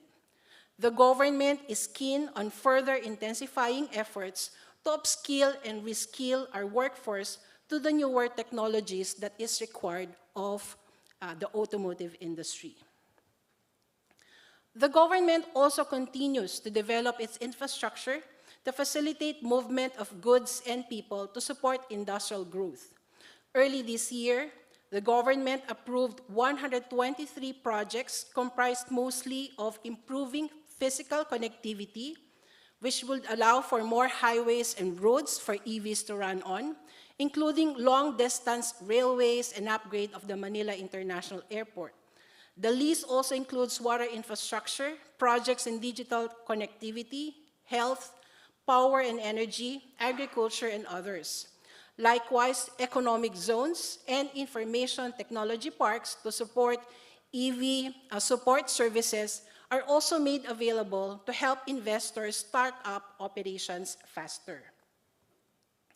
The Philippines, as mentioned, has vast resources of green metals such as nickel and cobalt, which are key inputs for battery manufacturing. Currently, the Philippines has 2 HPAL plants, which are operated by Japanese companies, and are doing battery materials that are currently supplied to Japan for battery manufacturing. Additionally, the country is also rich in copper, which is likewise an important input for technology products. We would like to locally process these minerals, provide battery materials as part of the EV supply chain, in addition to the existing auto parts manufacturing industry in the country. Another critical component, of course, for automotive and the case technologies is electronics. In the Philippines, 73% of electronics firms are engaged in SMS with capabilities in back-end of chip fabrication, including testing, assembly, and packaging. We have a strong wiring harness and auto electronics manufacturing, as well as IC design services. With increased need for electronics in this age of advanced technologies and digitalization, the government is working with the local electronics industry to further strengthen its competencies and competitiveness to likewise support the growth of the local EV industry. Another critical industry is the IT BPM or BPO, especially in the engineering design and software development, where the Philippines have competencies as well. While engineering design is still an emerging industry, software development already has around 400 companies in the Philippines employing around 200,000 IT professionals. With a 7% growth rate, we expect the software development to play a greater role in the growth of the EV industry, or not just in the EV industry, but the other technologies that are related to mobility, for example, fintech. On a last note, the Philippine government will continue to work with industry stakeholders represented here by Mr. Ed Bondaraga of EVAP and Director Patrick Aquino from our Department of Energy to further strengthen the country's competitive industrial ecosystem to support EV industry development. And technology leaders like Korea can be assured of the strong intellectual property protection regime in the country. Note that the Philippines has not been in the USTR blacklist for at least the last 5 years. So thank you for your attention. Be part of the future of mobility and make it happen in the Philippines. Thank you, Ms. Maria Corazon Halilidi Chosa, for your excellent presentation. Our last speaker for this session will be Mr. Dao Trong Tien, Commercial Attaché of the Embassy of Vietnam.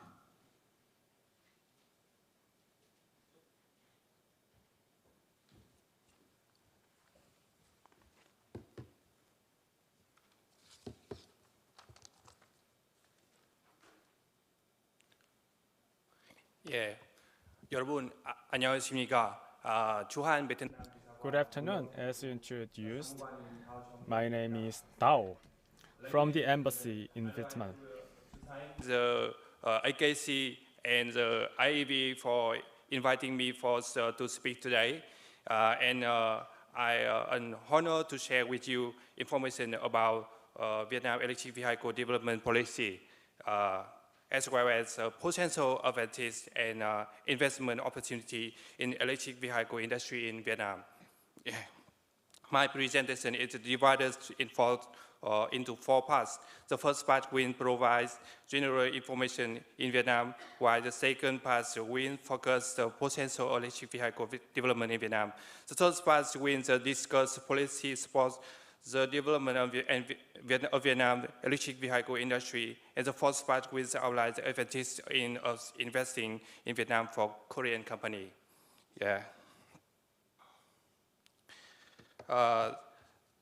As you know, Vietnam population estimates to be 100 million in 2023, ranking the third Southeast Asia and the fifth in the world, in which the number of the people under the 15 years old accounts 25%, and number of the people is working is accounts 70%.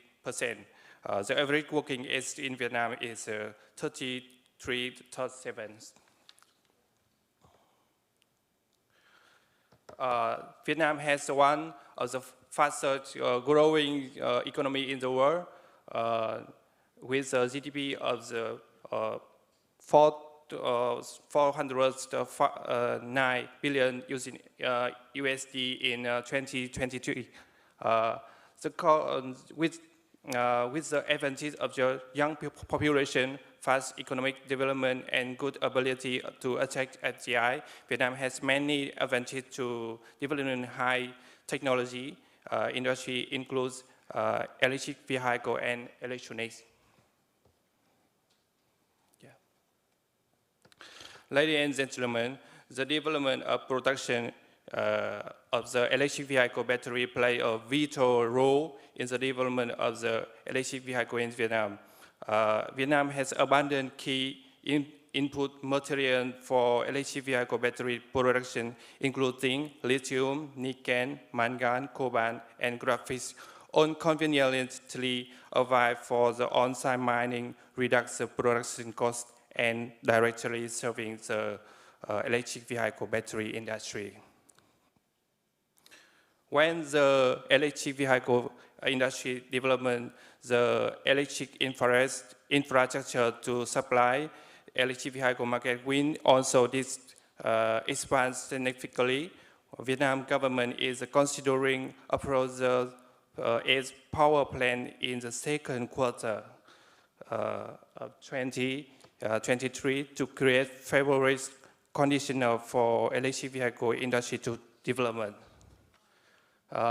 This will provide sufficient infrastructure to electric vehicle development and meet COP26 standard on shifting fossil energy source to renewable, low carbon emission energy source. Vietnam is most potential electric car development market in the South Asia and expect to have 1 million electric car around 2028, growing rapidly in the periods 2030 and 2040. Yeah.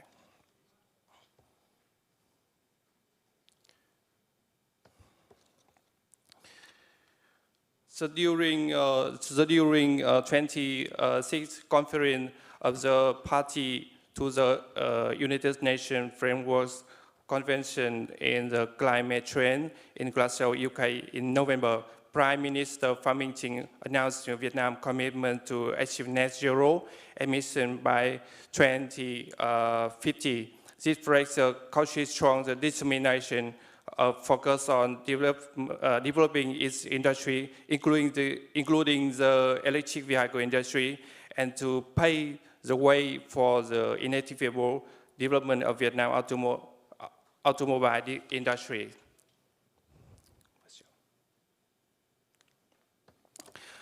Vietnam has changed policy to encourage the development of electric car after conducting research. Recently, the government issued the degree exemption battery-powered electric car from registration fee for the 3 years from March 1st, 2022, and reducing the first registration fee to 50% of that for petrol on diesel car with the same number of the seats for the following 2 years. This new policy has attracted attention for potential electric car owners in the Vietnam market.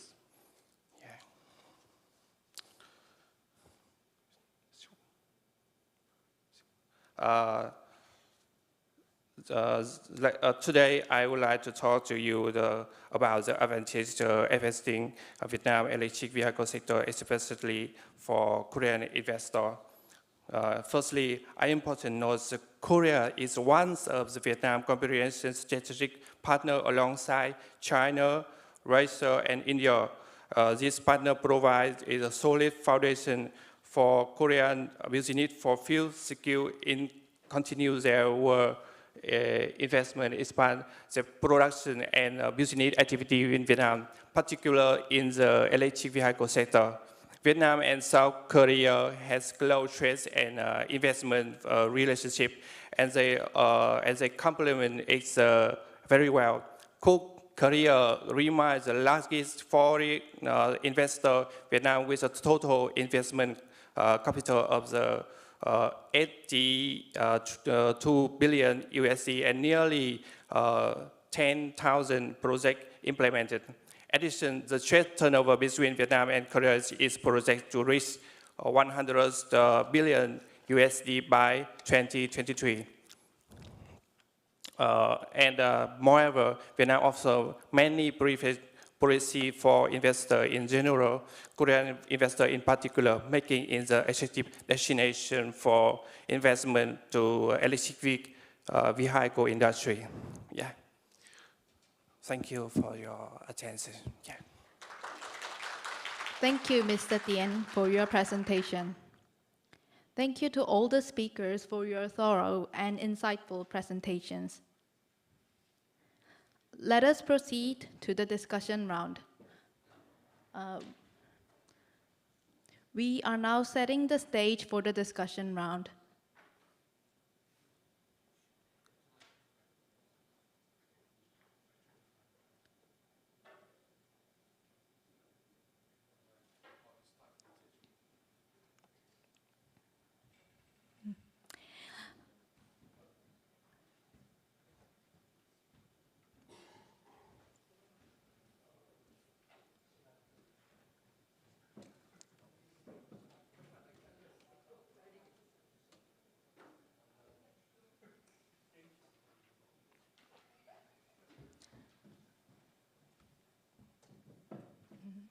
So it seems like the stage is being prepared.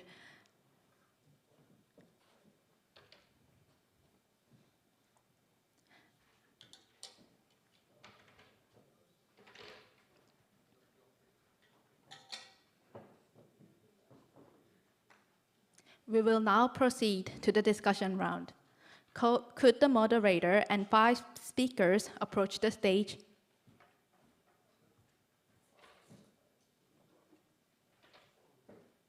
Could all the speakers from session 1 could approach the stage for the discussion? Thank you.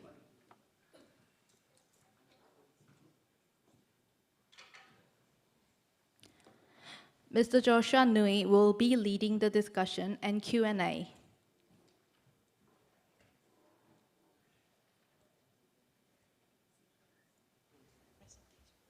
So for the discussion session, Mr. Joshua Nui will be the moderator.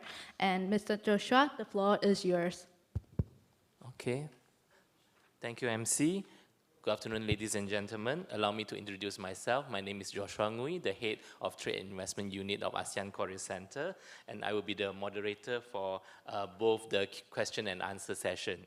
So allow me to recap session 1 of the ASEAN-Korean EV policy sharing session, where we have heard presentation from selected ASEAN member state as well as Korea on relevant EV policies in respective country, as well as government policies and measures to promote the uptake of electric vehicles, as well as the development of e-mobility industry.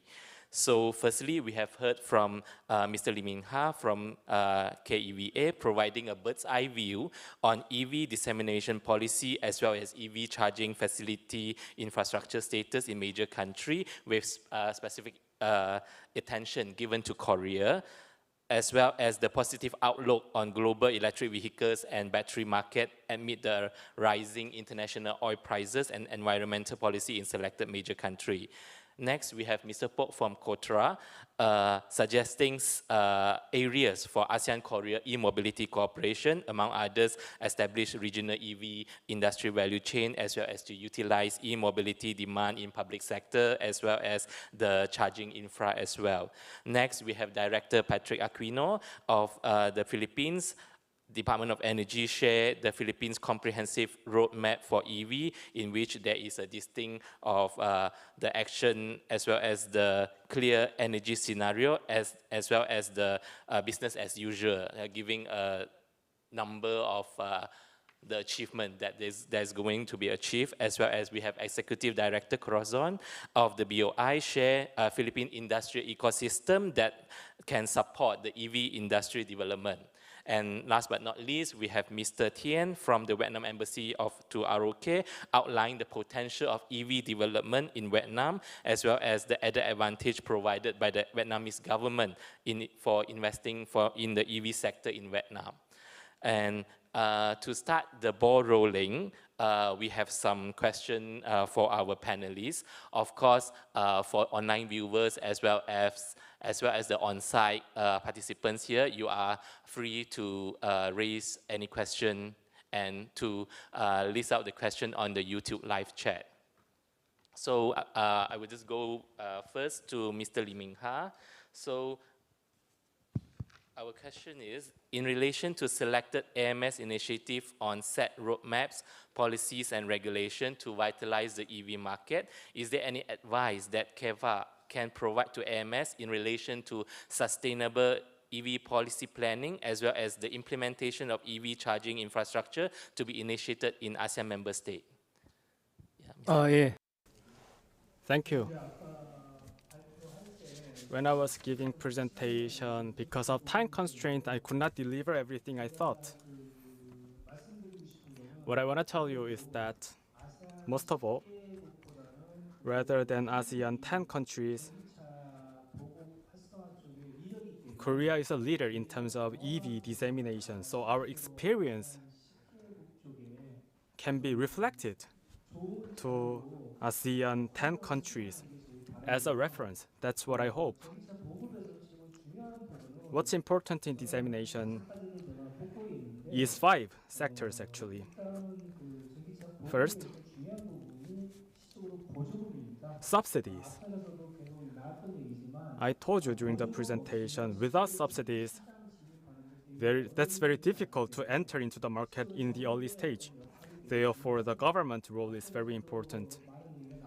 There are many issues about this. Leading from the public is essential. Otherwise, it will be difficult. In the early stage, Korean government led the disseminations with related facilities. Through those policies, we can see what it is in Korea. Second,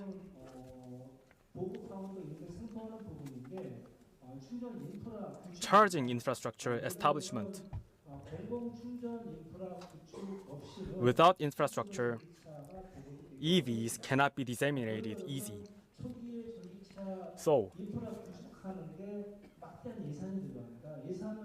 huge amount of budget is required for the establishment, but it's very burdensome for companies to invest in that because they cannot make profit in the early stage, so it's difficult to attract it.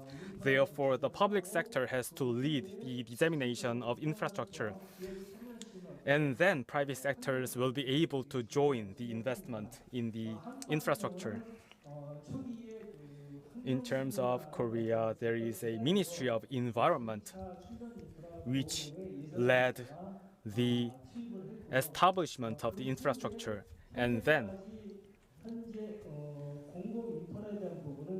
so far, still the government is leading the dissemination of the infrastructure. However, since 2023, as a test, we are privatizing the establishment of the infrastructure for test.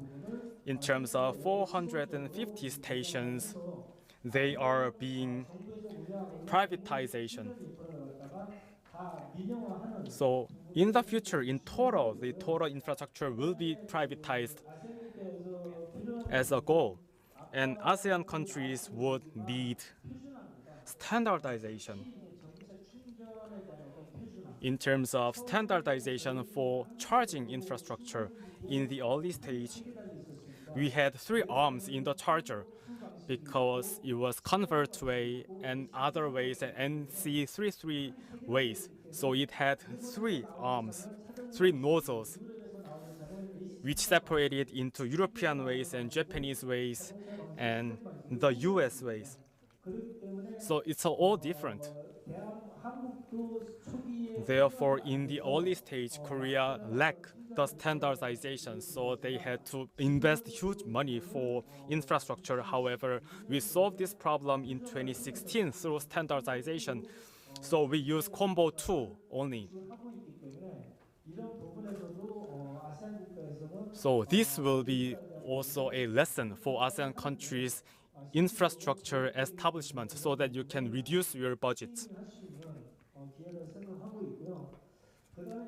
And then fourth,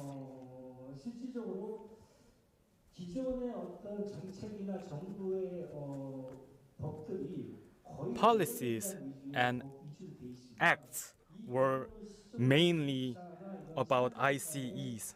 That means we need acts for EVs, also regulations. for dissemination, we would need a lot of regulations. Therefore, we need to review and renew the regulations by paying attention to EV roadmaps, which requires the communication with the government. And lastly, 실질적으로 현재 사실 우리나라를 비롯해서 저희 협회에서 2014년도에 our association in 2014 visited European 4 countries and had tour to see around Germany, Norway, France, and the Netherlands for site visits. And then we saw dissemination of EVs and the situation of electric charger infrastructure to apply it into Korea. And in 2015, we visited China for a week to learn from them, such as bus companies and electric bus companies and BYD, to learn from them so that we can apply it in Korea. And in 2016, we also visited Japan. That time, Japan had more infrastructure than that of Korea. However, it's all different today. Japan is following us at the moment. Anyway, Japan is promoting hybrid ways. So Toyota, Nissan, Honda, and other manufacturers don't have electric vehicles. And also Toyota is developing EV, however, its mileage is very small. So people are not supporting that. Therefore, Korea is leading in terms of EV rather than Japan. And we are learning from advanced countries in terms of EV so that as we do, ASEAN countries can reflect on their situations by learning from other advanced EV countries. Thank you. Okay, thank you, Mr. Lee. Yeah. Okay, we note that the importance of government-led subsidies, the charging infra, and then as well as the infrastructure development, the policy act, as well as the importance of benchmarking exercises. So yeah, we will, I think our MS here will take note of the suggestion by Keva. And then next, we will just ask the question to Mr. Pork. So from Kotra. So our question is, as announced in ROK Indo-Pacific Strategy as well as Korea ASEAN Solidarity Initiative KASI, ROK intends to promote Korean companies' investment and entry into ASEAN e-mobility market to foster a thriving e-mobility ecosystem in ASEAN member states. So is there any Kotra initial plan to complement the Korean government initiative outlined in KASI? Yeah. Yes, Mr. Actually, the agency for promoting trade and investment, and we have been promoting the cooperation between the company level, the Korean exporter, and the Korean potential investor in this industry. We try to encourage them to increase their investment and increase their export to that area. But as I told you, KOTRA is not in charge of the whole strategy or whole program. Actually, we are the implementer of the Korean government policy. But still, we have been working on building up those global value chain. Especially, we analyzed the EV structure in ASEAN member states. And we will keep doing that one. And we have a lot of tools to support Korean companies for the seminar or exhibition or delegation. And we will keep working on it because furthermore, we will promote the cooperation between the carbon reduction cooperation also. So those e-mobility cooperation will join with that carbon reduction cooperation. The KOTRA is a strong commitment in promoting that one. Thank you. Okay, thank you, Mr. Pork. So we look forward to more cooperation or initiative of KOTRA in ASEAN member state. Thank you. And next for Mr. Patrick Aquino. So in relation to the Philippines' comprehensive roadmap for the EV industry outlined in the short, medium, short, medium, and long term from 2023 to 2040. Can you elaborate more on the role of foreign investor can play to ensure the successful implementation of the roadmap? Thank you. What we did highlight in the presentation is that the Philippines, as of the moment, is a net importer of vehicles. So definitely our foreign partners' participation in bringing in those electric vehicles are very important. And one of the things that we take note of is on the lessons learned from Korea, as well as from the review made by KOTRA, that yes, we have limited physical space in terms of rolling out the infrastructure. So it's not just bringing in the electric vehicles, making it available to us. More importantly, we'll also be requiring support and investments with respect to the EV charging infrastructure itself. And I think that cuts across the region. I'd like to also get an ask from our colleagues who are really manufacturing electric vehicles. I've attended this like my second or third forum. And what's very evidently clear is that two-wheelers, for example, are very important in making those options. And having those cost-effective options are really something that ASEAN member countries like the Philippines is looking forward. In the meantime, we'd also welcome to be part of the value chain on electric vehicles. Thank you. Okay, thank you. And yeah, I believe that the EV Forum, like the current one, will be a very good opportunity for Philippines to be able to have more B2B meeting as well as to meet potential investor into the ASEAN member state. Yes, and for Executive Director Corazon, our question is, in the context of ASEAN-Korea cooperation, are there any promising areas or specific subsector in relation to e-mobility that the Philippines would like to invite ASEAN and Korean investor to invest or to form joint ventures with Philippine companies? Thank you, Joshua.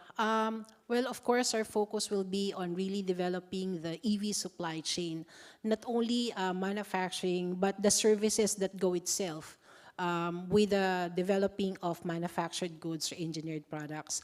So we start, for example, with research and development. We said that we have a lot of critical minerals in the Philippines, but of course, we are still on the lookout for new technologies that will really optimize the use of these minerals to develop battery technologies in the country. So currently, the most popular one will be the high-pressure acid leaching technology, but these are expensive. So if there are actually technologies that would be cheaper, that will produce the same technologies that will be required of the newer electric vehicles, of course, that will be part of what we want to do with ASEAN and Korea.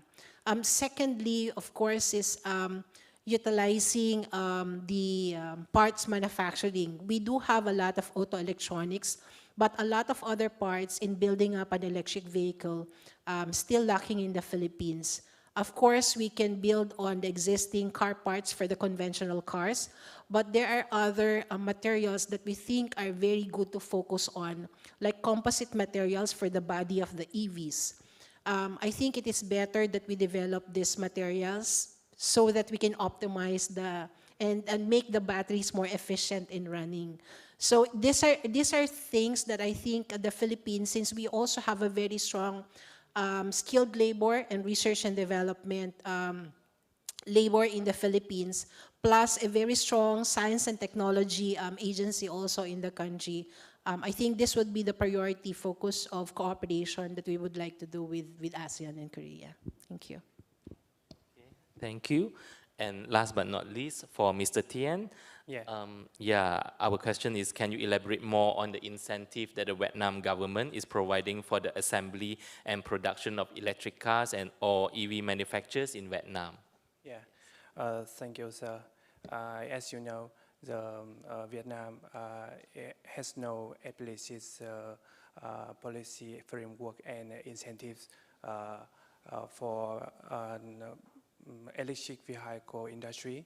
The government has been applying several solutions to promote EV electric vehicle through sustainable development plans, including for focused states, sustainable development, green growth, climate change, and environmental protection laws.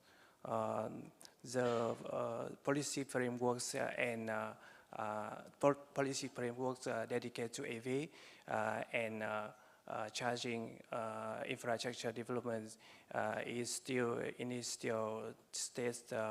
Yeah. Okay, we take note of your answers, and if there is no other question, yes, yes.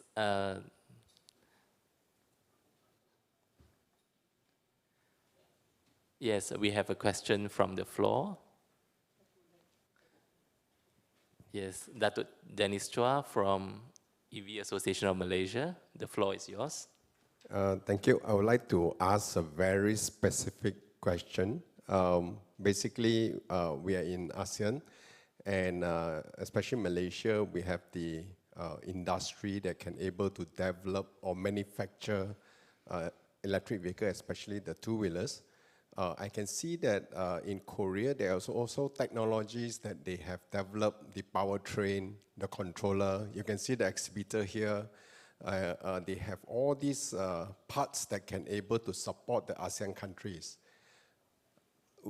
This couple of years, when we got to know all these suppliers, is definitely a yes, we can actually work together. But along the way, we doesn't able to work on it. There is one hurdles that we cannot able to achieve, meaning that it's always require funding, capital investment. You can get the supplier, and we can have the market, we can manufacture in ASEAN countries. So is there a specific funds that we can work together with Korea Association or EV Association, whereby there is this matching funds that can be able to develop, where you want to bring the Korean suppliers to, let's say, Malaysia or ASEAN countries. In order for them to go over, they also need to have capital. So they are expecting Malaysians or ASEAN countries that whoever want to develop the product to have the capital, where it's pretty hard for them to be able to have this investment. So if let's say there is assistance of capital, specifically funding, and if we can get funding from here, we also can request from our government to have a matching funding to be able to do R&D in Malaysia. So would that be possible? If it's not Malaysia, we can actually look into ASEAN. If let's say the funding can be in Philippines, can be in Thailand, this is where we can able to see that we can develop a product together with ASEAN and Korea, or we can actually make manufacturing make in ASEAN. Thank you. Thank you, Dato'. And I would open the floor to Mr. Lee or Mr. Bot. Do you have any answer with regards to this? Any specific fund that can have a possible corroboration? That was a good question. Without capitals, there's no development. So what we need is investment.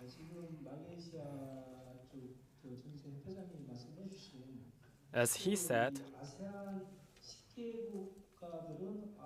ASEAN 10 countries have technologies and everything. However, they need investors. But if you have technology, you can attract technology. Normally,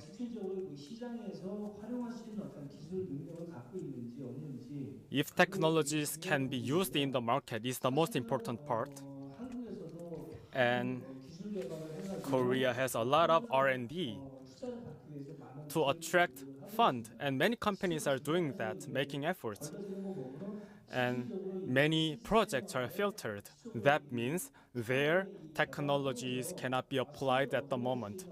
Anyway, it has to make profit in the end. That demonstration is important and needed, including Korea and other ASEAN countries. have a lot of competent companies with technology. That means they will be able to attract investment. Okay, related with the funding issue, actually, I already reflected in my presentation. If you remember the last sentence, I emphasized that the Korean EDCF and ODA fund can be utilized to promote this cooperation. But actually, there is a suggestion of the direction. But substantially, if your business model is robust and strong enough, and maybe you can find a private fund from Korea or even ASEAN countries also.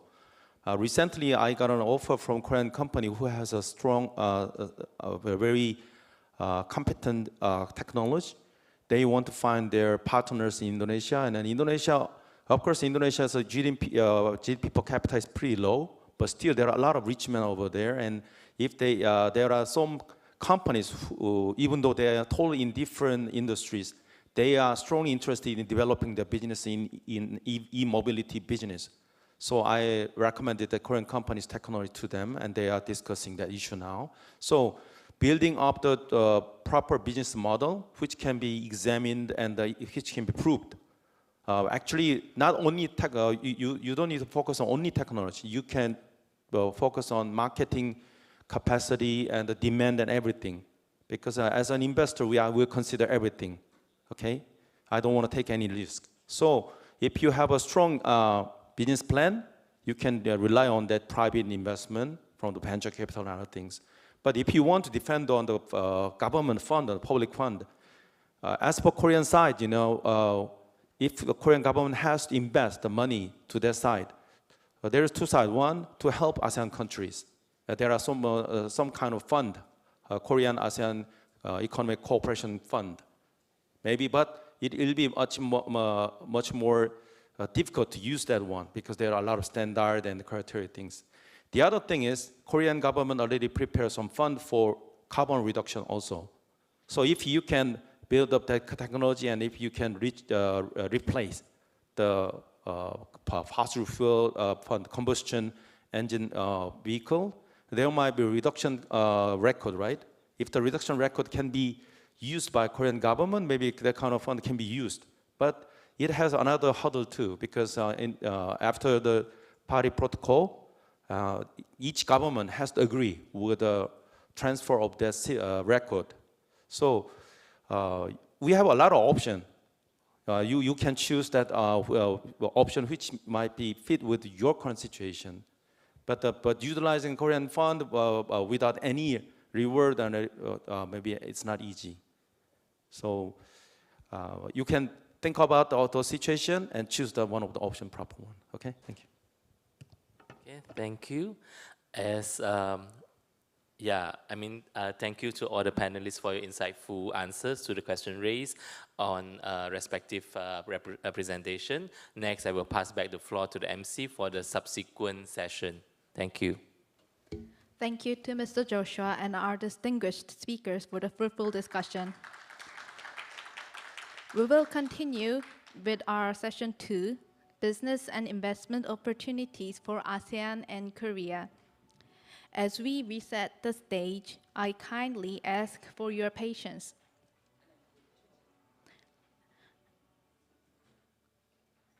And also for our speakers, please kindly be noted that the allotted time for each presentation is 10 minutes, so please keep time for the sufficient time for the discussion and Q&A.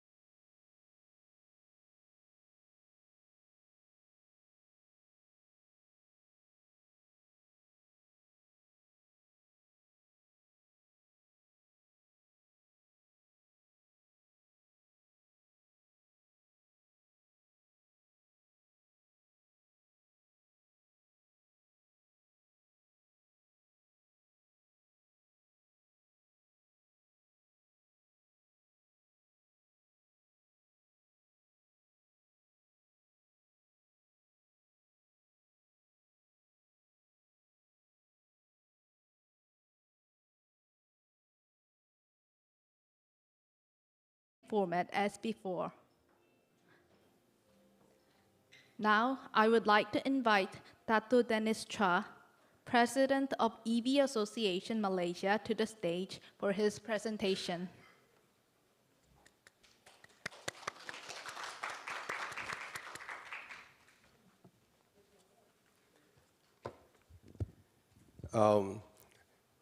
Hi, I'm Dennis Chua from Malaysia. I'm currently the president of Electric Vehicle Association of Malaysia and also the member of AFEVA, ASEAN Federation Electric Vehicle Associations.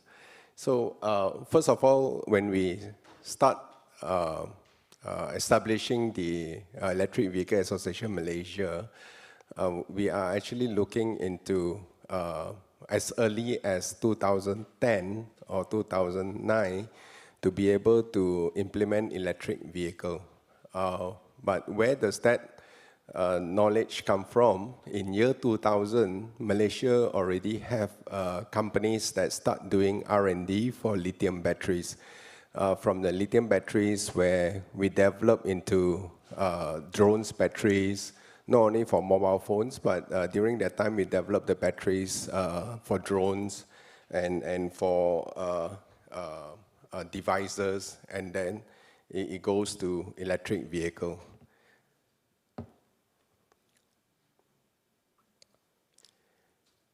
So during that time, Malaysian government already established the policy, our national automotive policy for electric vehicle. I would say that we are very, very early where we already established policies for two-wheelers and also four-wheelers. During that time, two-wheelers, we only allow two-wheelers which is L3 category, and this policy have been approved. Why L3 is because we need our vehicle that no restriction to be able to run to on the expressway, which require 55 kilometer and above. So we have a two-wheelers which already have a L3 policy established since 2012. And on top of that, with our automotive policy, we do have provide hybrid vehicles, tax exemptions, hybrid vehicles starting from 2012. Which is imports of hybrid vehicles with zero excise duty and also zero on importation duty. So that was a time where we able to establish first the hybrid vehicle, and during that time until today, we already have almost 50,000 hybrid vehicles running on the road.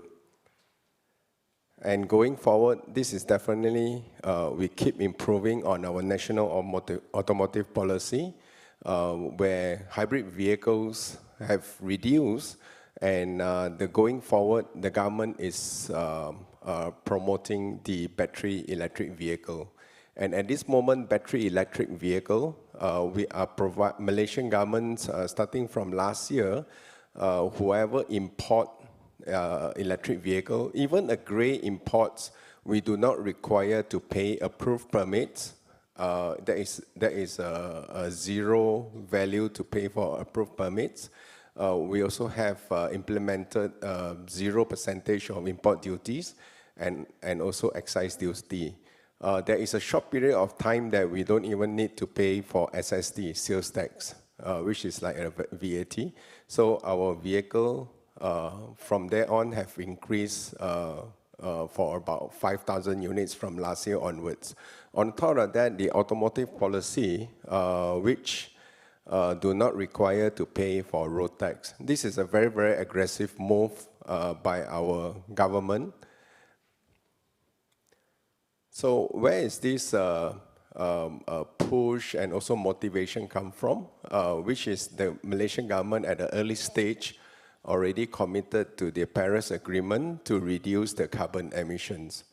And this is the shift of reduction of carbon emission. In terms of Malaysia, it's pretty, I would say, pretty hard for us to be able to implement electric vehicle if we do not have all this incentive. Why? Because our petrol price are subsidized. So this is one of the area, even though it's subsidized at a very low price on petrol, our government determination is to be able to reduce the subsidies, and they are speeding up to be able to bring in more BEV vehicles so that people use less petrol, and they will automatically reduce the subsidies on petrol. So you can see that, of course, going forward, the Malaysia started with manufacturing capabilities. We have our semiconductor, and we also have our electronics companies in Malaysia. We do have all the expertise, and at an early stage, there are already several companies that are supplying equipments, automation equipments to a tier 1 electric vehicle manufacturers in US and also in Europe. So these are very strong. We have a very strong manufacturing arm which is able to focus into supplying parts to manufactured electric vehicle. So one of the areas is that the government also do provide tax incentive and grants to be able to get ourselves, our local industries to be ready to support the electric vehicle parts supplying.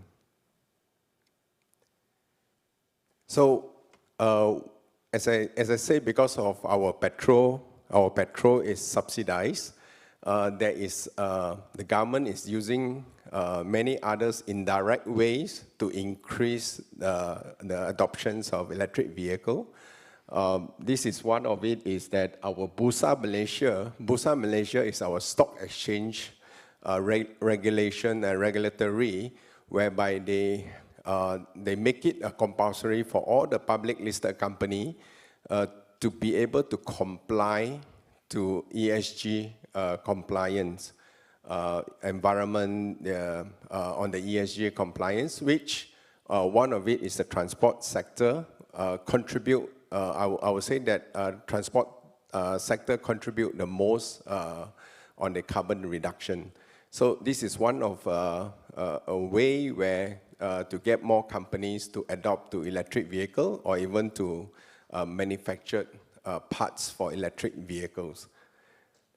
So this is my short presentations for Malaysia environment, and I want to put my contacts here for everyone to be able to contact me because we need to increase our manufacturing and our industry in Malaysia, whereby we hope that we can actually collaborate more with the Korean companies. In terms of course, R&D, I would say that Korean have a very early start with R&D on electric vehicle components, and I hope that we can able to collaborate even further to be able to produce and manufacture electric vehicle components in Malaysia, and we have the opportunity to be able to supply to the ASEAN countries. Thank you so much. Thank you, Dr. Dennis Cha, for your presentation. Now, let us welcome Mr. Surot Sengsunet, Vice President of EV Association Thailand, for his presentation.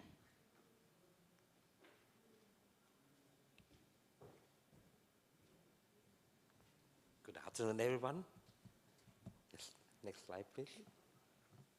To keep my time in 10 minutes. Okay. I will have three main agenda. First, introduction about the EV in Thailand, and also the EV status in Thailand, and the outlook and opportunity. First of all, we have our EVAT, our Electrical Vehicle Association of Thailand. We have established in November 2015. Right now, we have about 30 committees. And our goal is actually to promote the usage and the educational to the people of Thailand. These are our members, over 276 corporate members. And as you can see here, most of them are the car maker and the charging station provider, and also 111 regular member, which is consisting of professors from university and so on. And our key event that we have represented in the past, first of all, the IEV Tech, we have do just like what we are doing here today in Thailand. This year will be our second round in August 30 to the 1st of September, which actually we introduced the technology to the Thai people, to the students in the event. And then the second key event is the electrical motorcycle conversion contest. This is our second round.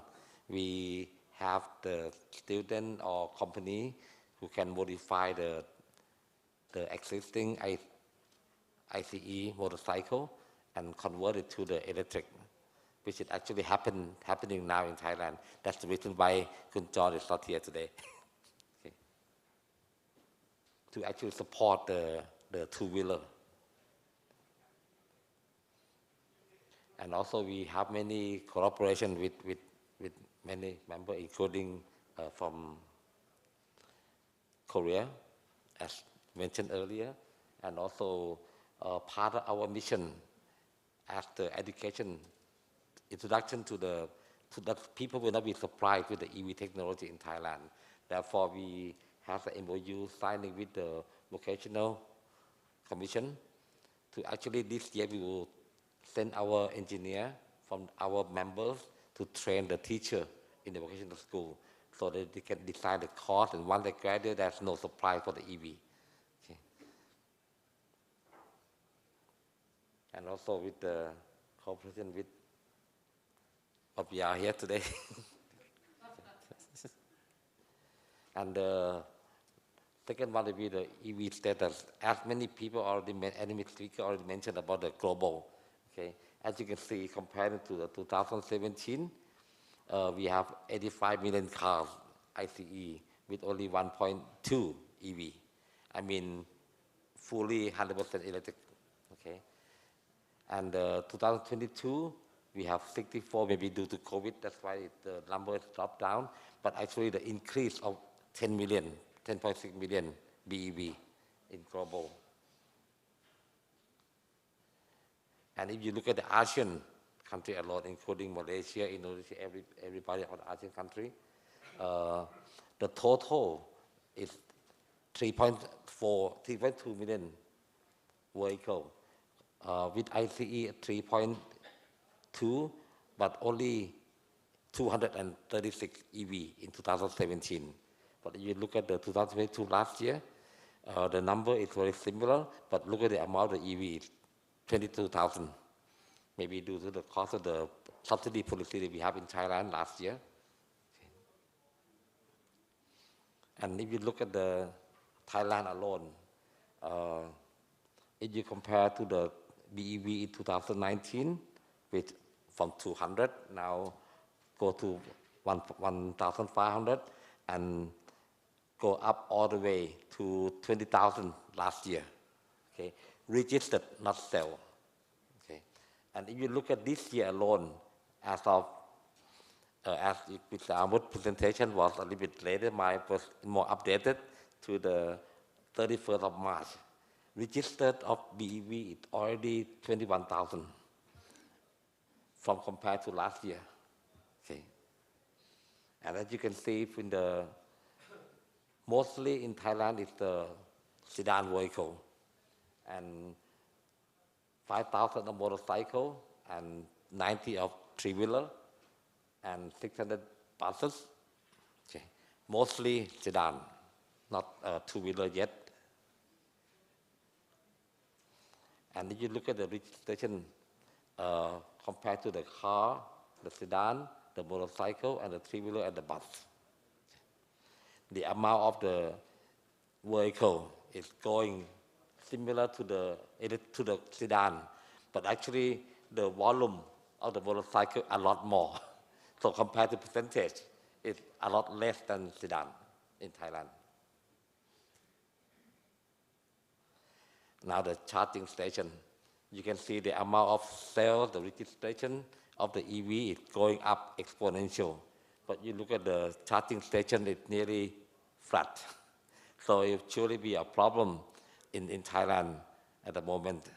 So including next year, so if you are in Korean company have any investor to want to go and develop the charging facility, I think we really need it. If you compare to the AC charger, the whole country updated now, the latest, only 2,400 AC and only 1,300 DC charger nationwide. And if you compare to the amount of the EV that's selling in Thailand, it's now 15:1 ratio. So actually, if you look at the special occasion like New Year, a lot of people going up country, there will be a lot of waiting line in the charging station.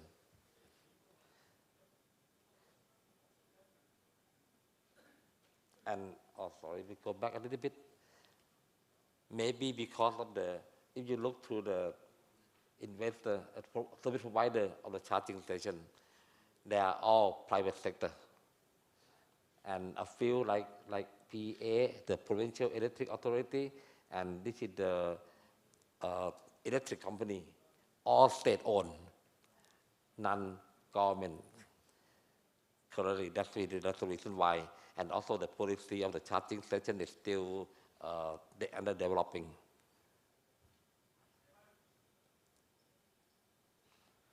The opportunity now, look at the target of the Thai government.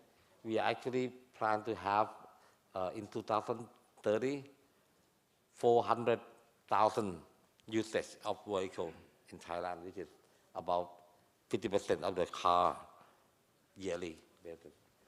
And the motorcycle is 65,000. This actually the target that the government set. It's actually possible. But if you look at the infrastructure, the charging station facility, that is going very, very low, so maybe not possible. So we have a lot of work to do in Thailand to build up the infrastructure. Otherwise, we will never meet this target. And the reason why the BEV in Thailand sales go up very fast, exponential, is due to the excise policy. Last year and this year, the Thai government allowed to import in the complete built vehicle, BEV, from any country at all, with 0% import duty and 2% excise. Also from Korea, from any country at all. In the past, before this policy, we only have the ASEAN-China FTA, that you can only import BEV complete CBU from China with 0% import duty and 8% tax, excise tax. So with this subsidy policy, we are welcome to any country in the world. Okay. But you allow only to, for the car under 2 million MSRP Thai baht. Okay. So if the car is over 2 million, you can only reduce the import duty up to 20%. Okay. And the pickup truck cannot import, only built in the country. Okay. And also for the motorcycle, less than 150,000 MSRP, you can get 18,000 baht subsidy. Last year and this year, allowed to import CBU. Doesn't matter amount, how many that you bring in. In the next 2 years, next year and the year after, you have to produce local BEV to pay back whatever you import in. And also you still get the subsidy, and you also still get the 2% excise. But have to be locally manufactured in Thailand. This policy, there are actually 9 manufacturers signed an MOU with the excise department. but currently only 4 companies are actively. All 4 are from China. The MG, BYD, Great Wall, and Neta. And the next policy will be supporting the battery manufacturer in Thailand. This is still a draft because the Prime Minister has already announced the dissolve of the government before they can approve this. Okay? And there will also be another subsidy policy for the BEV in Thailand. They call, we supposed to continue from the version I presented earlier, but also still cannot announce due to the government. We have to wait until the new election. Okay. So the last year, this year import, next year and the year after manufacture, the new policy will be next year and the year after import. Okay. Similar but the next program, maybe less incentive, more payback time, things like this, not officially announced yet. Okay, that will be the end of my presentation. Thank you very much. Thank you, Mr. Surod Sangsunet, for your presentation. Next, let me call upon Mr. Choi Sun-tae, Vice President of Dongsin Motec, for his presentation.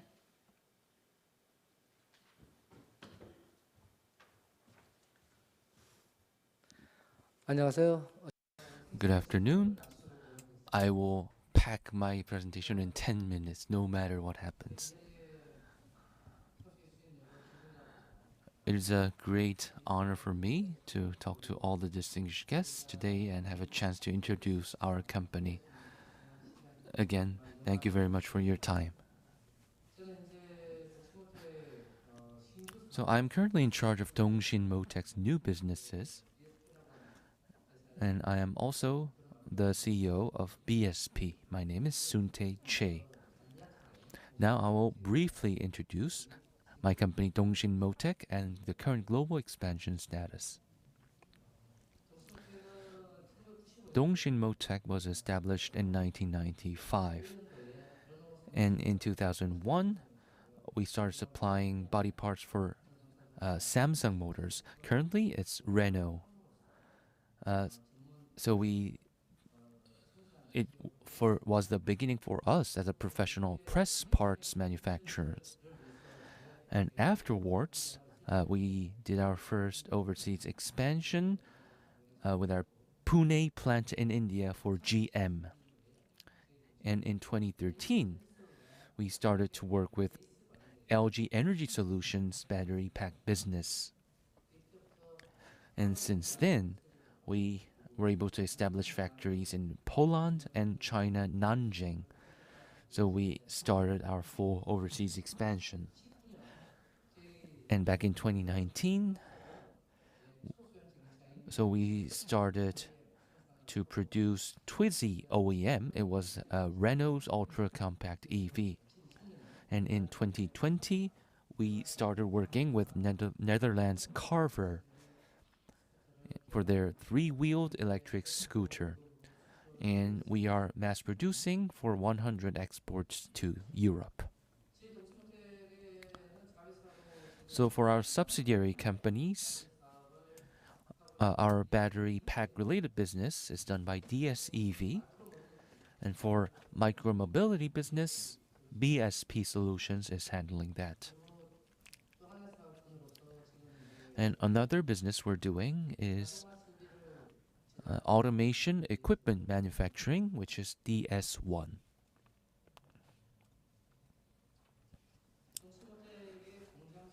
This is our currently factory status. There are 6 factories in Korea, 2 are in Poland, 1 is in China. And by 2024, next year, we will be completing our Canada factory. So by 2024, we will have 10 factories globally. Most of the factories are linked to LG Energy Solutions battery pack business. There are battery pack manufacturing factories. And again, the factories are for these type of locations. So these charts shows the current status of our part supplies to Renault Korea. So we have press parts, and most of them are manufactured in-house. We manufacture them. This chart also shows the battery pack supply to LG Energy Solution. Left, you can see the battery pack cases, battery pack housings made of steel. And on the right side, there's cell covering modules. These are manufactured with aluminum.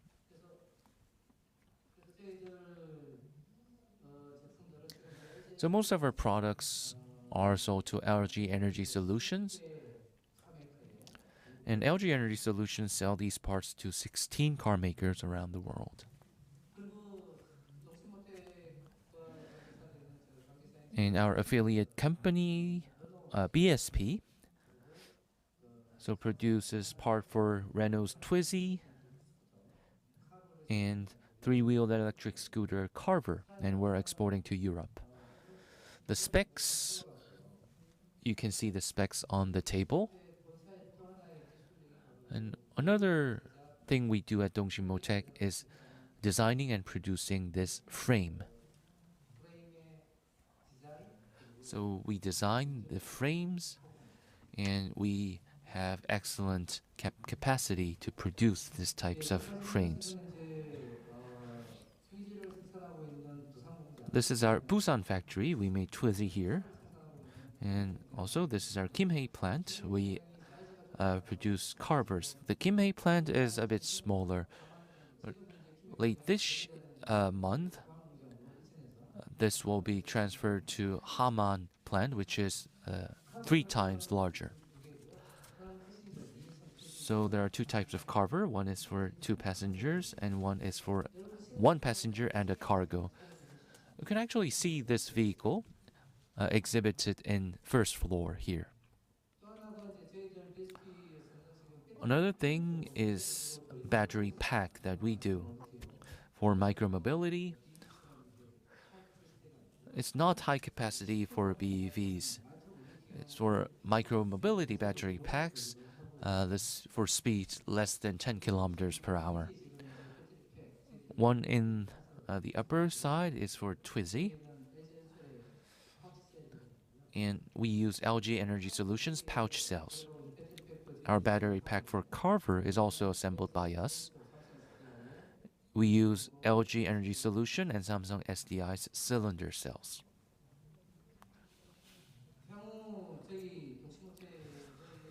So Dongxin Motec's future strategic businesses, for Dongxin Motec and BSP also, we plan for platform business for micromobility.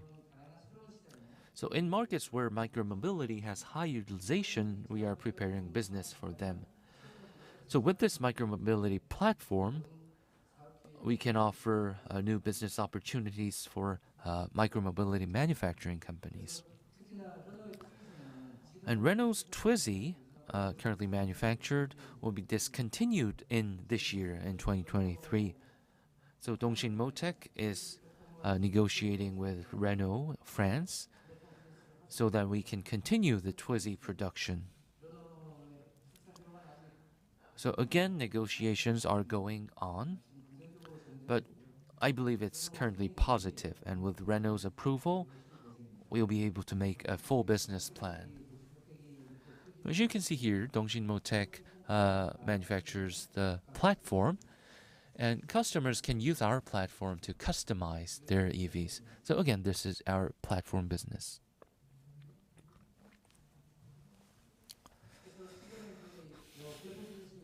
Currently, for this platform business, we are conducting a global survey.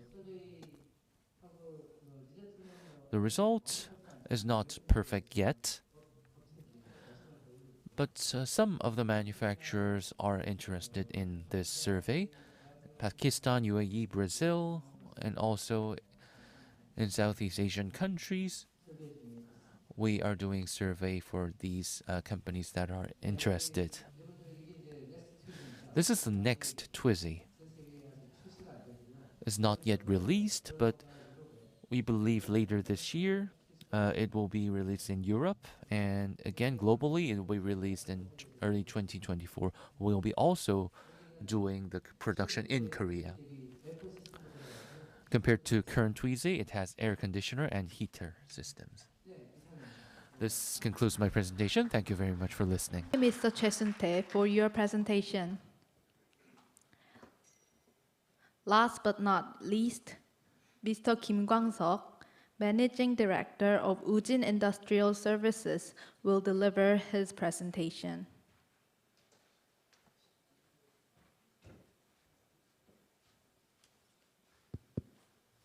Finally. 마지막입니다. 간단하게. It's my last presentation. I'll go briefly. Ujin is a bus manufacturer. Why bus is important?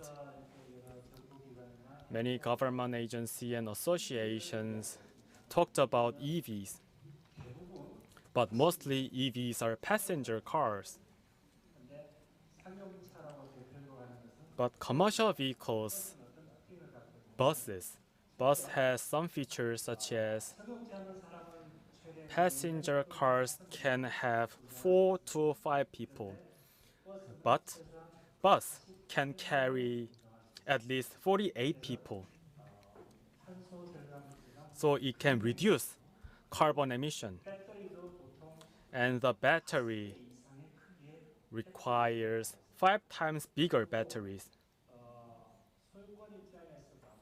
And in terms of ownership, passenger cars are private cars, so the subsidy goes to private.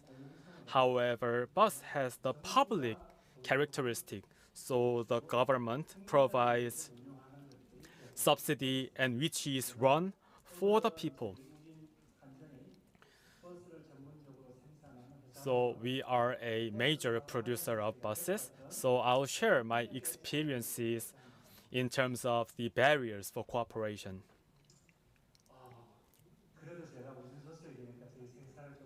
But I'd like to introduce my history because I'm involved in Ujin.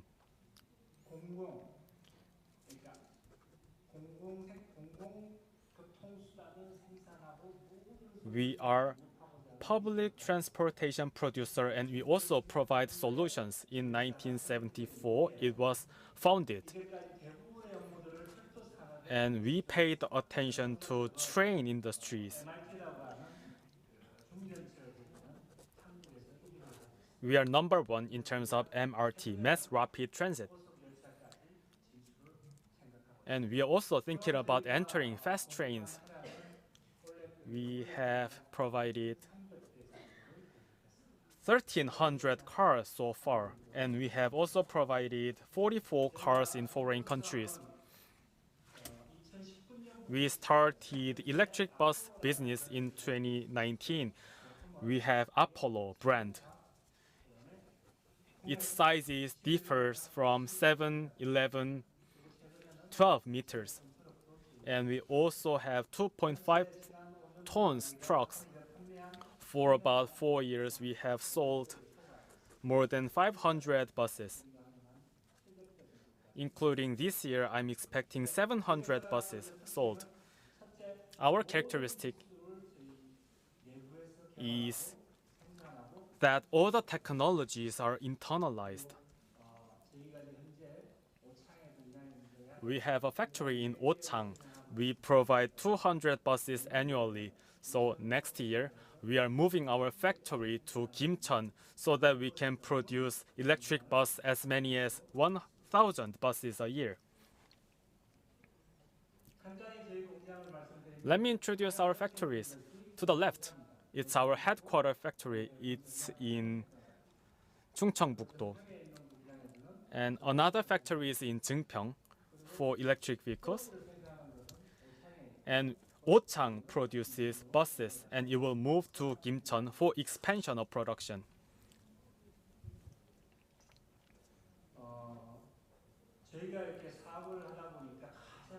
Through our business,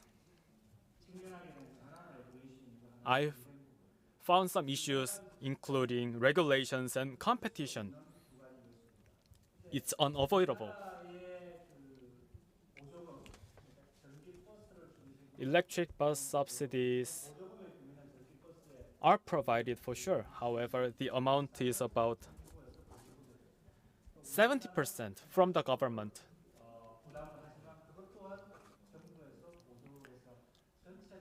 So in total, practically, actually, the government is 100% of subsidies. But unfortunately, the subsidy is decreasing. The subsidy started from 2012 and it shrank, and this year the Ministry of Environment is keeping the same amount, but local government is decreasing its subsidies. It's about 5 million Korean won, but in the past it was about 70 million Korean won, but it's decreasing. But this trend, same, goes to China. China started subsidizing in 2008, but as time passed by, from this year, China stopped providing subsidies. So in my expectation, so I have received subsidies for 10 years. So in 5 years, I think we will not be able to receive subsidies anymore from the government. So I'm thinking about how we can sell buses without subsidies.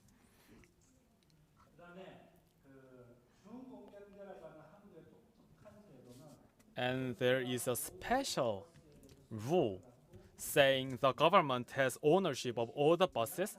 However, private businesses can run those buses. Other countries run bus businesses, so we are not alone. However, the Philippines, Malaysia, Thailand, I don't know about what they are doing, but if it goes like that, the power of the government is very strong, such as rules and the process of purchase. Everything is touched by the government and controlled. So the perspective, the producers, they have to meet the regulations from the government.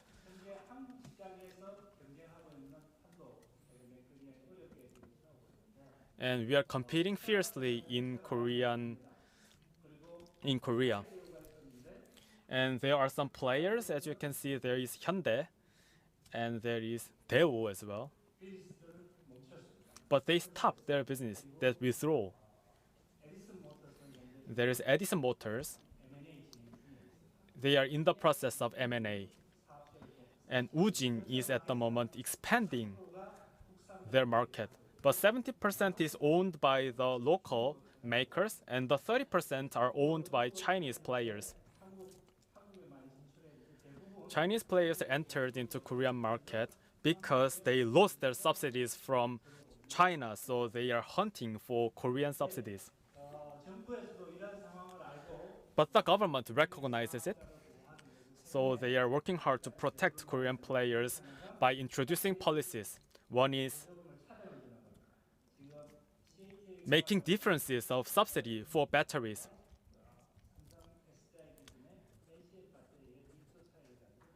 So they provide subsidies depending on the difference of density, so which ranges from 30 to 50%. So we have a little bit of safeguard as a Korean company.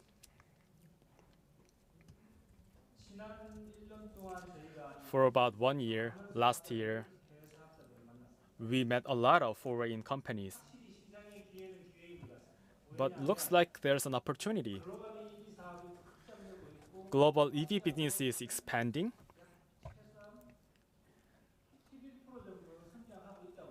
And Asian EV market is expanding about 11%, and the transition is about 5%.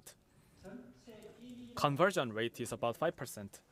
But 90% of the entire EV is passenger cars, and 10% is about buses and others. But according to the data, the increasing trend is going together. But this 10% market how can we operate this 10% market? That's what I am thinking about and considering. So in the playground with the regulation, we need to find our ways to promote our business. So we met a lot of foreign companies. They talked about that our company has a lot of bodybuilders because we have history of the business of ICE cars, so you can just provide us with chassis so that we can make final products. And the second one is from the Philippines. I heard that they suggested joint venture. The reason why is that localization. So countries want to produce EV locally from 50 to 60. The best solution is joint venture. The second is technology transfer. But it's very risky for us. Why? We find it difficult to make money in Korea, and also we have to make money through investment in foreign countries. But as I heard before, if you have technologies, you will be able to attract investment, but that's not easy like that. Even joint venture does not gain any investment for 100%. So we have to find our ways, but it's not very easy. So in terms of JV, I think, first of all, it comes to my mind, it's risky. Third, in Vietnam, Thailand, Philippines, they don't have subsidies when they buy new cars.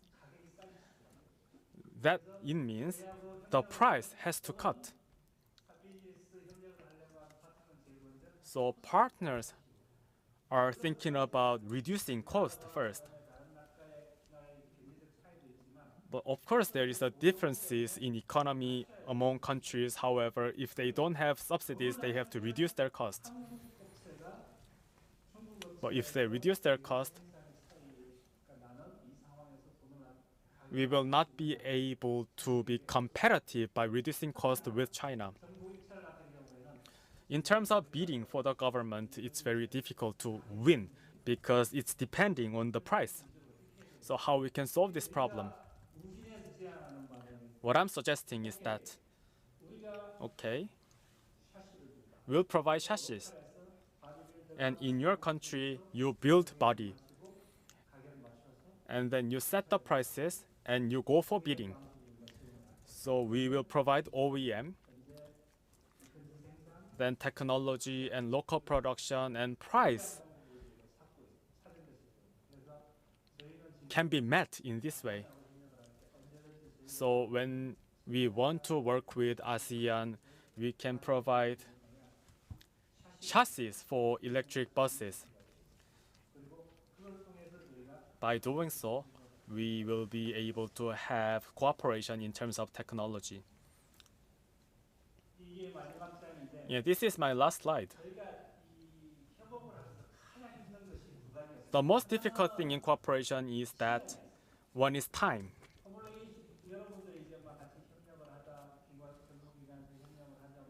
We have a lot of suggestions from the government and companies, but we have to think about homologation first. It's a barrier. It takes about 2 years. In short, it's 1 year. During the time, things can be different, can be changed. Some companies can disappear. Then how we can handle the period of homologation? For example, it takes 4 months for homologation from Chinese buses to come to Korea. We have standardization authorities,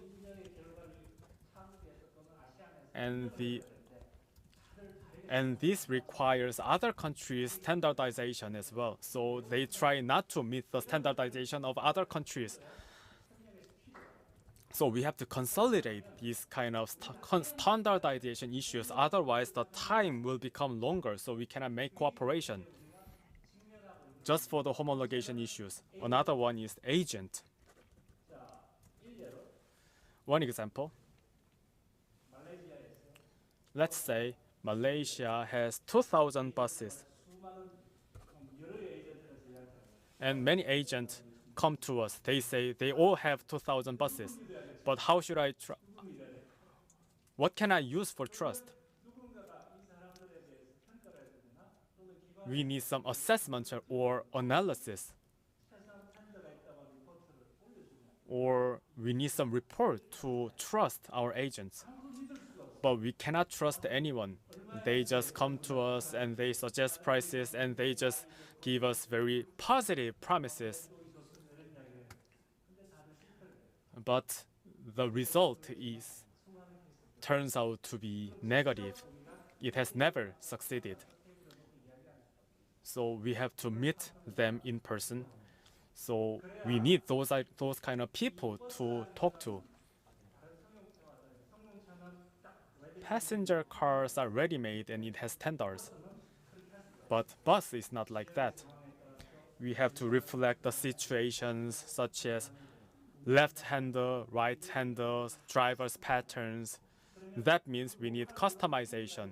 So we need to recognize the local rules so that we can have technology meetings. This is essential. Otherwise, we fail. So we have wasted our time with no results. So we need to bring down the barriers of processes. With that, we will be able to cooperate with ASEAN companies. Thank you. Thank you to all the speakers for your thorough and informative presentations. We will now continue to the discussion round. Just like the previous session, we are now setting the stage for the discussion and Q&A. While setting the stage, we would like to ask to fill out the survey placed before you. You could access the survey form through QR code on the table.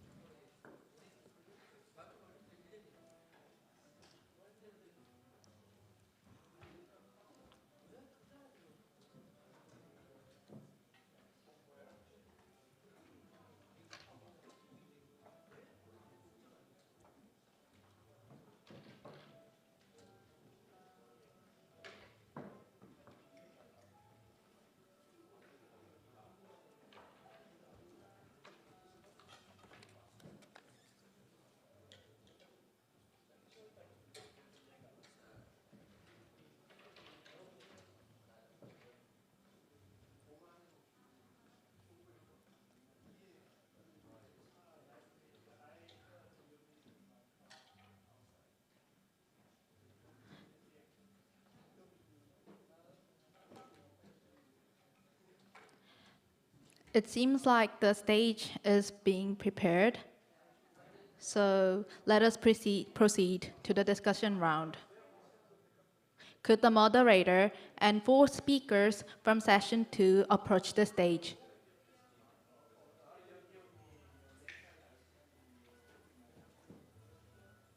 So we will proceed to session 2 discussion round. Could the speakers from session 2 approach the stage?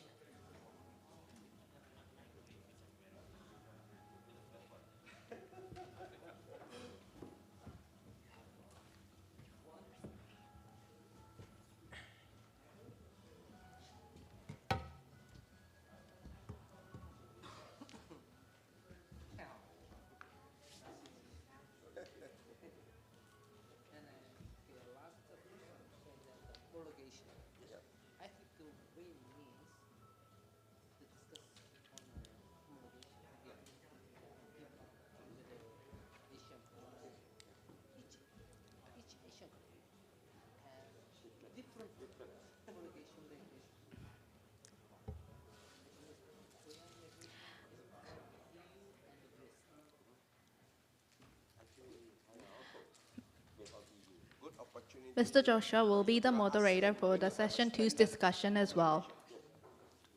Mr. Joshua, I yield the floor to you. Okay, thank you, MC.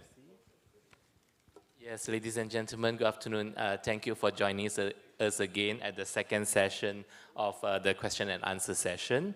So, as per normal practice, I will just recap briefly about respective presentation.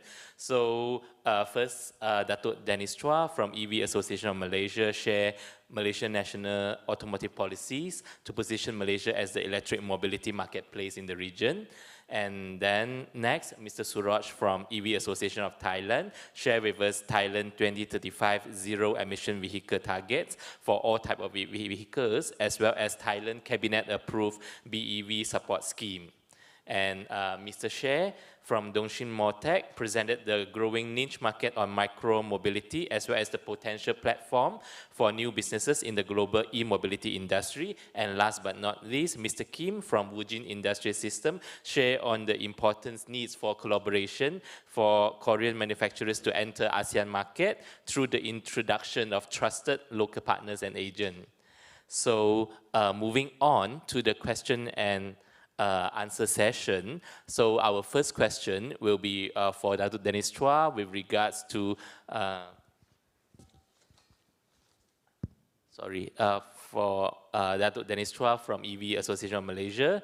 So from your presentation, Datuk, we noticed that the Malaysian government have initiated some measure to promote the usage of EV, as well as to enhance Malaysia's position as the electric mobility marketplace in the region. Can you elaborate more on the preparation on the role of private sector, especially on the EV Association of Malaysia intends to play to ensure that the government target of 1.5 million EVs by 2040 is met? Datuk, the floor is yours. Thank you. You can see that I don't provide the numbers because the government's target achievement keep changing. We have a 2020 target numbers, we have 2025. Now we are changing to 2030. First of all, I would say that most likely we won't be able to achieve it as well. But with the continuous improvements of incentive, as last year alone, when we approved the tax exemptions, import duty exemptions, AP value exempted, and also excise duty exempted without any terms and conditions, it open to all. Immediately we can see that our BEV have increased to about 5,000 units. And this year we will be able to achieve another 5,000 units. We can see from the records that previously from 2012, when we give tax exemptions for hybrids, we achieved 50,000 units. So this is a keep improving on the government sector.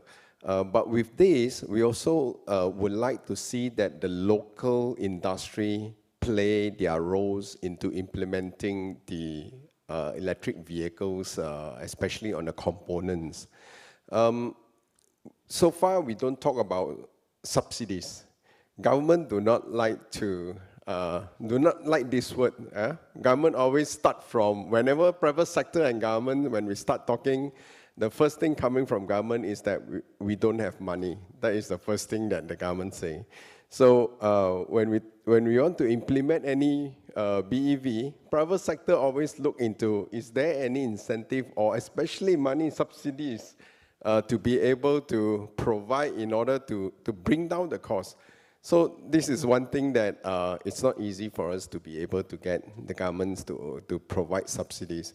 But all in all, if we're able to collaborate with technologies and also look into local manufacturing, whereby Malaysia have a very, very good industry, especially from the semiconductor.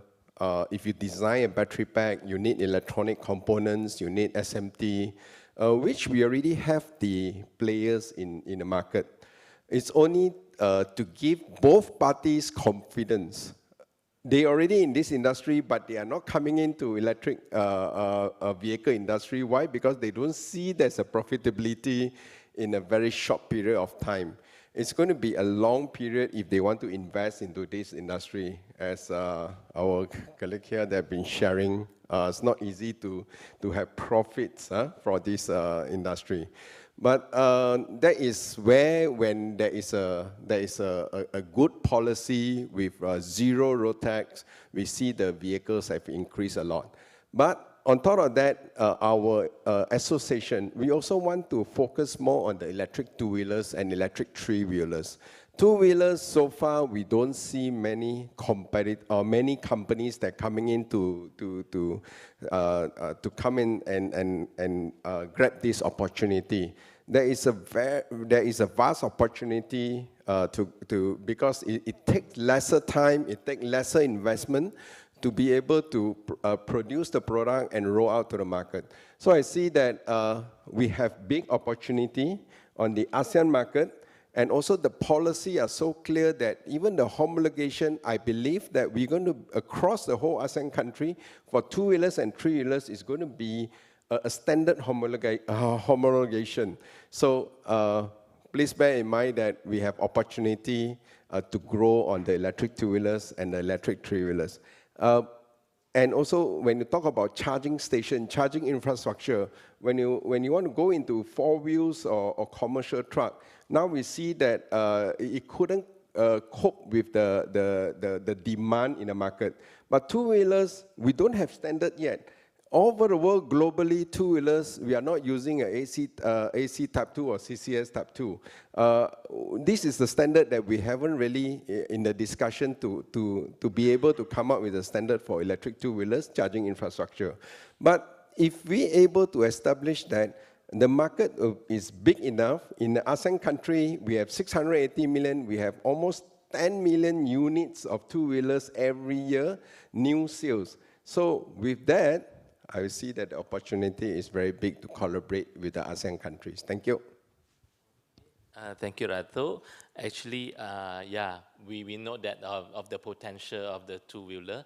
And then actually for Mr. Suraj, the question is somewhat similar.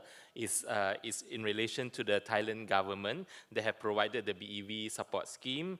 And then we would like to ask the EV Association of Thailand on, are there any initiative that is private sector led by the EV Association of Thailand? Yeah, Mr. Suraj, the floor is yours. Thank you. Actually, private sector like our association play a very important role in the Thailand. In order to, before they announce their policy or subsidy or anything, it took me 3 years to talk to the government to get this subsidy from our association. First of all, they said, just like in Malaysia, we have no money. Actually, I explained to them that the money is not the something you have to take out and expend. Anyway, you have to use the money at the end of the way to improve the environment, to reduce the air pollution, things like this. So you use part of it to pay upfront. So in Thailand, they give us a lot of opportunity for the association to give them a feedback, like a public hearing, or they will announce this policy. What do you think? Then we do the survey, then we give them feedback. So it's a very important role. And for the associate alone, we also, as I mentioned, that we have a collaboration with the vocational school. Our responsibility is to let the Thai people educated with the EV, so that they are not surprised when the EV have an accident on the road or whatsoever, that they know exactly what to do. This is also part of our job. So actually, association in Thailand, we play a very important role on the private sector, yes, before they announce any policy or anything like that. Okay, thank you, Mr. Suraj. And next, we have Mr. Chair from Dong Sing Motec. And our question is, we note that currently, the Dong Sing Motec is currently surveying several areas, including AMS, for micro-mobility production. Could you just elaborate more with regards to the outcome of this study or survey, particularly pertaining to the ASEAN countries, particularly Indonesia, Malaysia, Singapore, and Vietnam? Yes, Mr. Chair. 네, 지금 Yes, what we are are doing at Dongshin Motec and BSP together. We are doing survey, and one from our company is visiting foreign countries. Last year and until this February, we visited Middle East countries, for example, at the Emirates, Pakistan. We did survey in these Middle East countries, and UAE actually had many companies that showed interest. And starting last month, we started from Philippines, and actually that person is going all the Asian countries to do the survey. We believe the results will come out. Actually, the survey will end at August this year. And what we're doing is Renault Twizy's platform. Again, I mentioned that in this year we are doing this conversation with Renault and with positive results. So we want to domesticalize all the parts of Twizy, and starting 2025, we will be fully doing our platform business. The Philippines, and actually we did a video conference with one Philippine company. And in Indonesia and Malaysia, we heard that some companies showed interest. And until this August, we will doing our survey until then. Thank you. Okay, hopefully we will have a concrete outcome of your survey. So next, for Mr. Kim from Woojin Industry Services. So with regards to your slide on the ASEAN market size of 5,000 to 8,000 units by year 2030, providing potential big market opportunities for Korean manufacturers, what is Woojin Industry System short, medium, or long-term plan to penetrate the ASEAN market? Mr. Kim, the floor is yours. Yeah. Thank you. Our short-term, mid-term, long-term strategies are very difficult to set in terms of buses. The reason why is that we have some challenges, such as profitability. For bus manufacturers, the profitability is about, operation profit is about 5 to 7% expected. However, not any companies, bus producers, cannot create any operating profit. Then, what we have to do is to create operating profit. It's our homework, and then we can think about the next, because what we are facing today is really huge and serious. Electric buses business and EV business cannot make a lot of money. It's about technology transition. That's why we are participating in this project. Actually, ICE car manufacturers are making money, such as Toyota, Volkswagen, Hyundai Motors are producing a lot of ICEs because it can make money. EV market is created, but they think they will not be able to make a lot of profits through EVs. So if I just tell you my long-term goal and strategy is that cooperation. Through cooperation, we will cooperate with other countries with similar situation with Korea and become successful, and then we will be able to set another goal. We set a lot of long-term goals, but when time passes by, we usually fail to make it. Thank you. Okay, thank you, Mr. Kim, for the answers. And yeah, I think that's conclude our question and answer session today. And I would like to thank you, the panelists, for your answers. And then I would just pass back the floor to the MC. Thank you. Thank you once again to Mr. Joshua and all the presenters for the fruitful and insightful discussion. This calls an end to the 6th ASEAN-Korea EV Forum. Thank you to our esteemed speakers and everyone attending the event. Before you leave, please not forget to fill out the survey. 이것으로 제6차 This concludes the 6th ASEAN-Korea EV Forum. Thank you very much for everyone who attended our session. Thank you very much. pleasant evening.